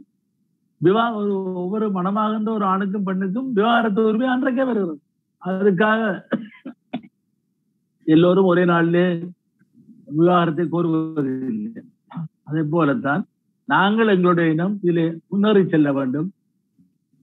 இன்றைக்கு இந்த பிரச்சனை வெளித்தோற்றத்திலே ஒரு சில முன்னேற்றங்களை இவர்கள் காண்பித்தாலும், அது சர்வதேச நாணய நிதியமாக இருக்கட்டும், உலக வங்கியா இருக்கட்டும், மற்ற யாராக இருக்கட்டும், அவர்கள் கோடான கோடிகளை கொடுத்து கொண்டிருக்கிறார்கள் இந்த ஆட்சியை தப்ப வைப்பதற்காக, இலங்கை அரசாங்கத்தை மீட்டெடுப்பதற்காக. அதை மீட்டெடுப்பதிலே இலங்கை ஈழத்தமிழர்களுடைய அந்த உரிமை உறுதிப்படுத்தப்படுவதையும் இந்தியா போன்ற நாடுகள், இதே போல அமெரிக்கா போன்ற நாடுகள் உறுதிப்படுத்த வேண்டும் என்பதுதான் எங்களுடைய விருப்பம். அதை விடுத்து இந்த போராட்டத்திலே கலந்து கொள்ள வேண்டாம் என்று நாங்கள் சொல்லியிருந்தோம். நாங்கள் சொல்வதற்கு முதலே மக்கள் தீர்மானித்து விட்டார். வடக்கு கிழக்கு அமைதியாகத்தான் இருந்தது. இன்றைக்கு கலந்து கொண்டிருந்தால் இந்த கும்பல், வன்முறை கும்பல், மஹிந்த ராஜபக்சனுடைய கும்பலாக இருக்கட்டும், மற்ற கும்பலாக இருக்கட்டும், தமிழர்களுக்கு அடித்திருப்பார்கள். தமிழர்கள் கொல்லப்பட தொடங்கினால் நாங்கள் என்ன செய்ய முடியும்? எங்களிடம் இப்பொழுது தற்பாதுகாப்புக்கு ஆயுதங்களும் இல்லை. இந்த சூழ்நிலையிலே நாங்கள் இந்தியாவுடன் அல்லது அமெரிக்காவுடன் கேட்க வேண்டும், படைகளை அனுப்பி எங்களை காப்பாற்றிட்டோம் மக்களே. அது இவ்வாறான ஒரு இக்கட்டான நிலைமையை மக்கள் தவிர்த்திருக்கிறார்கள். இவ்வாறான நிலைமையை புலம்பெயர் தேசத்தில் இருந்தவர்களும் பெருமளவிலே புரிந்திருப்பார்கள். ஆனால் ஒரு சில தலைவர்கள், திருவாளர்கள் சுமந்திரன், மனோகணேசன் போன்றவர்கள் பங்கு பெற்ற வேண்டும் என்றெல்லாம் சொன்னார்கள். இப்பொழுது அவர்கள் மௌனமாக இருக்கிறார்கள். அடி விழுந்திருந்தா அங்கே ஓட முடியும். அதையெல்லாம் புரிந்து கொண்டு அடுத்த கட்டத்திலே நாங்கள் செல்ல வேண்டும். இதுதான் இன்றைக்கு இலங்கை தீப்பற்றி இருந்து கொண்டிருக்கிறது, கொதிநிலையிலே இருந்து கொண்டிருக்கிறது. இந்த கொதிநிலை தணிந்தாலும் இது நிரந்தரமாக தணிய வேண்டுமாக இருந்தால் எங்களுடைய பிரச்சனை தீர்க்கப்படாத வரை பொருளாதார ஸ்திரத்தன்மையும் இல்லை, அதே போல நிரந்தரமான சமாதானம் இல்லை என்ற நிலைமைதான் இலங்கை தீவிலே இருக்கிறது என்பதுதான் என்னுடைய கருத்து. நன்றி.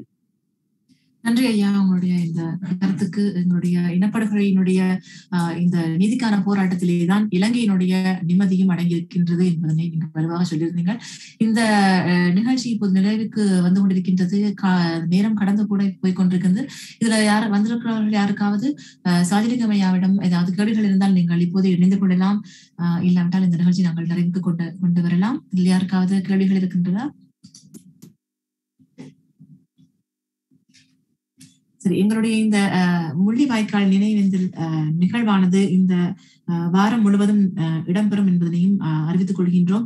இன்றிலிருந்து 17ஆம் தேதி வரை இது ஜூம் வழியாக இடம்பெறுகின்றது. 18ஆம் தேதி அன்று நாங்கள் அதை வைக்கவில்லை. காரணம், எங்களுக்கு நாங்கள் வசிக்கின்ற ஒவ்வொரு இடங்களிலும் அந்த நாடுகளிலுமே உங்களுக்கு அந்த அமைப்புகளூடாக நிகழ்வுகள் நிச்சயமாக ஒழுங்கு செய்திருப்பார்கள். அந்த நிகழ்வுகளை நீங்கள் முன்னுரிமை கொடுத்து நேரடியாக சென்று கலந்து கொள்ள வேண்டும் என்பதனையும் நாங்கள் கேட்டுக்கொள்கின்றோம். அதை நாங்கள் வரவேற்கின்றோம். எனவேதான் எங்களுடைய ஜூம் வழியான அந்த நிகழ்வு அந்த அன்று மட்டும் இடம்பெறாது என்பதனையும் நாங்கள் இதில் தெரிவித்துக் கொள்கின்றோம். எனவே நாளையும் இந்த ஜூம் வழியான நிகழ்வு இடம்பெற இருக்கின்றது. நீங்களும் கலந்து கொள்ளுங்கள். உங்களுக்கு தெரிந்தவர்களையும் இணைத்துக் கொண்டு உங்களுடைய இந்த வரலாற்று கடமையை கட்டாயமாக நீங்கள் செய்ய வேண்டும். முள்ளி வாய்க்கால் கஞ்சி வாரம் என்பதனையும் நீங்கள் இதில் நினைவு கொண்டு உங்களுடைய வீடுகளிலும் அந்த கஞ்சியை காய்ச்சி உங்களுடைய பிள்ளைகளுக்கும் உங்களுடைய உற்றார் உறவினர்களுக்கும் கொடுத்து எங்கள் வேற்றினவர்களுக்கு இனத்தவர்களுக்கும் கொடுத்து அதனுடைய அதனுடைய பாரம்பரியம் என்ன, அது ஒரு பாரம்பரியமாக எடுத்துச்செல்லப்பட வேண்டும். இதனூடாகத்தான் உணவு மூலமாக உணர்வுகளையும் கடத்தப்படலாம் என்கின்ற ஒரு விடயம் இதில் அடங்கியிருக்கின்றது. எனவே அதையும் நாங்கள் கண்டிப்பாக செய்ய வேண்டும் என்பதையும் கேட்டுக்கொண்டு நாளை இந்த நிகழ்ச்சியில் தொடர்ந்து 2வது நாளாக நாங்கள் நாளையும் முள்ளிவாய்க்கால் நினைவேந்தல் வாரத்தை நாங்கள் அனுஷ்டிக்க இருக்கின்றோம் என்பதையும் உங்களிடம் தெரிவித்துக் கொண்டு நாளை உங்களோடு சந்தித்துக் கொள்கின்றோம். என்னோடு மற்றும் பொஸ்கோ பெனிதாஸ், இந்த நிகழ்வில் கலந்து கொண்ட அனைத்து பேச்சாளர்கள் மற்றும் இந்த நிகழ்வை ஒழுங்கு செய்திருக்கின்ற பிரபு மற்றும் பிரபா அண்ணா மற்றும் உலக தமிழர் இயக்கத்தின் சார்பாக அனைவரோடும் சேர்ந்து இங்கிருந்து நாங்கள் விடைபெற்றுக் கொள்கின்றோம். அனைவருக்கும் நன்றி, வணக்கம். தமிழரின் தாகம், தமிழீழ தாயகம்.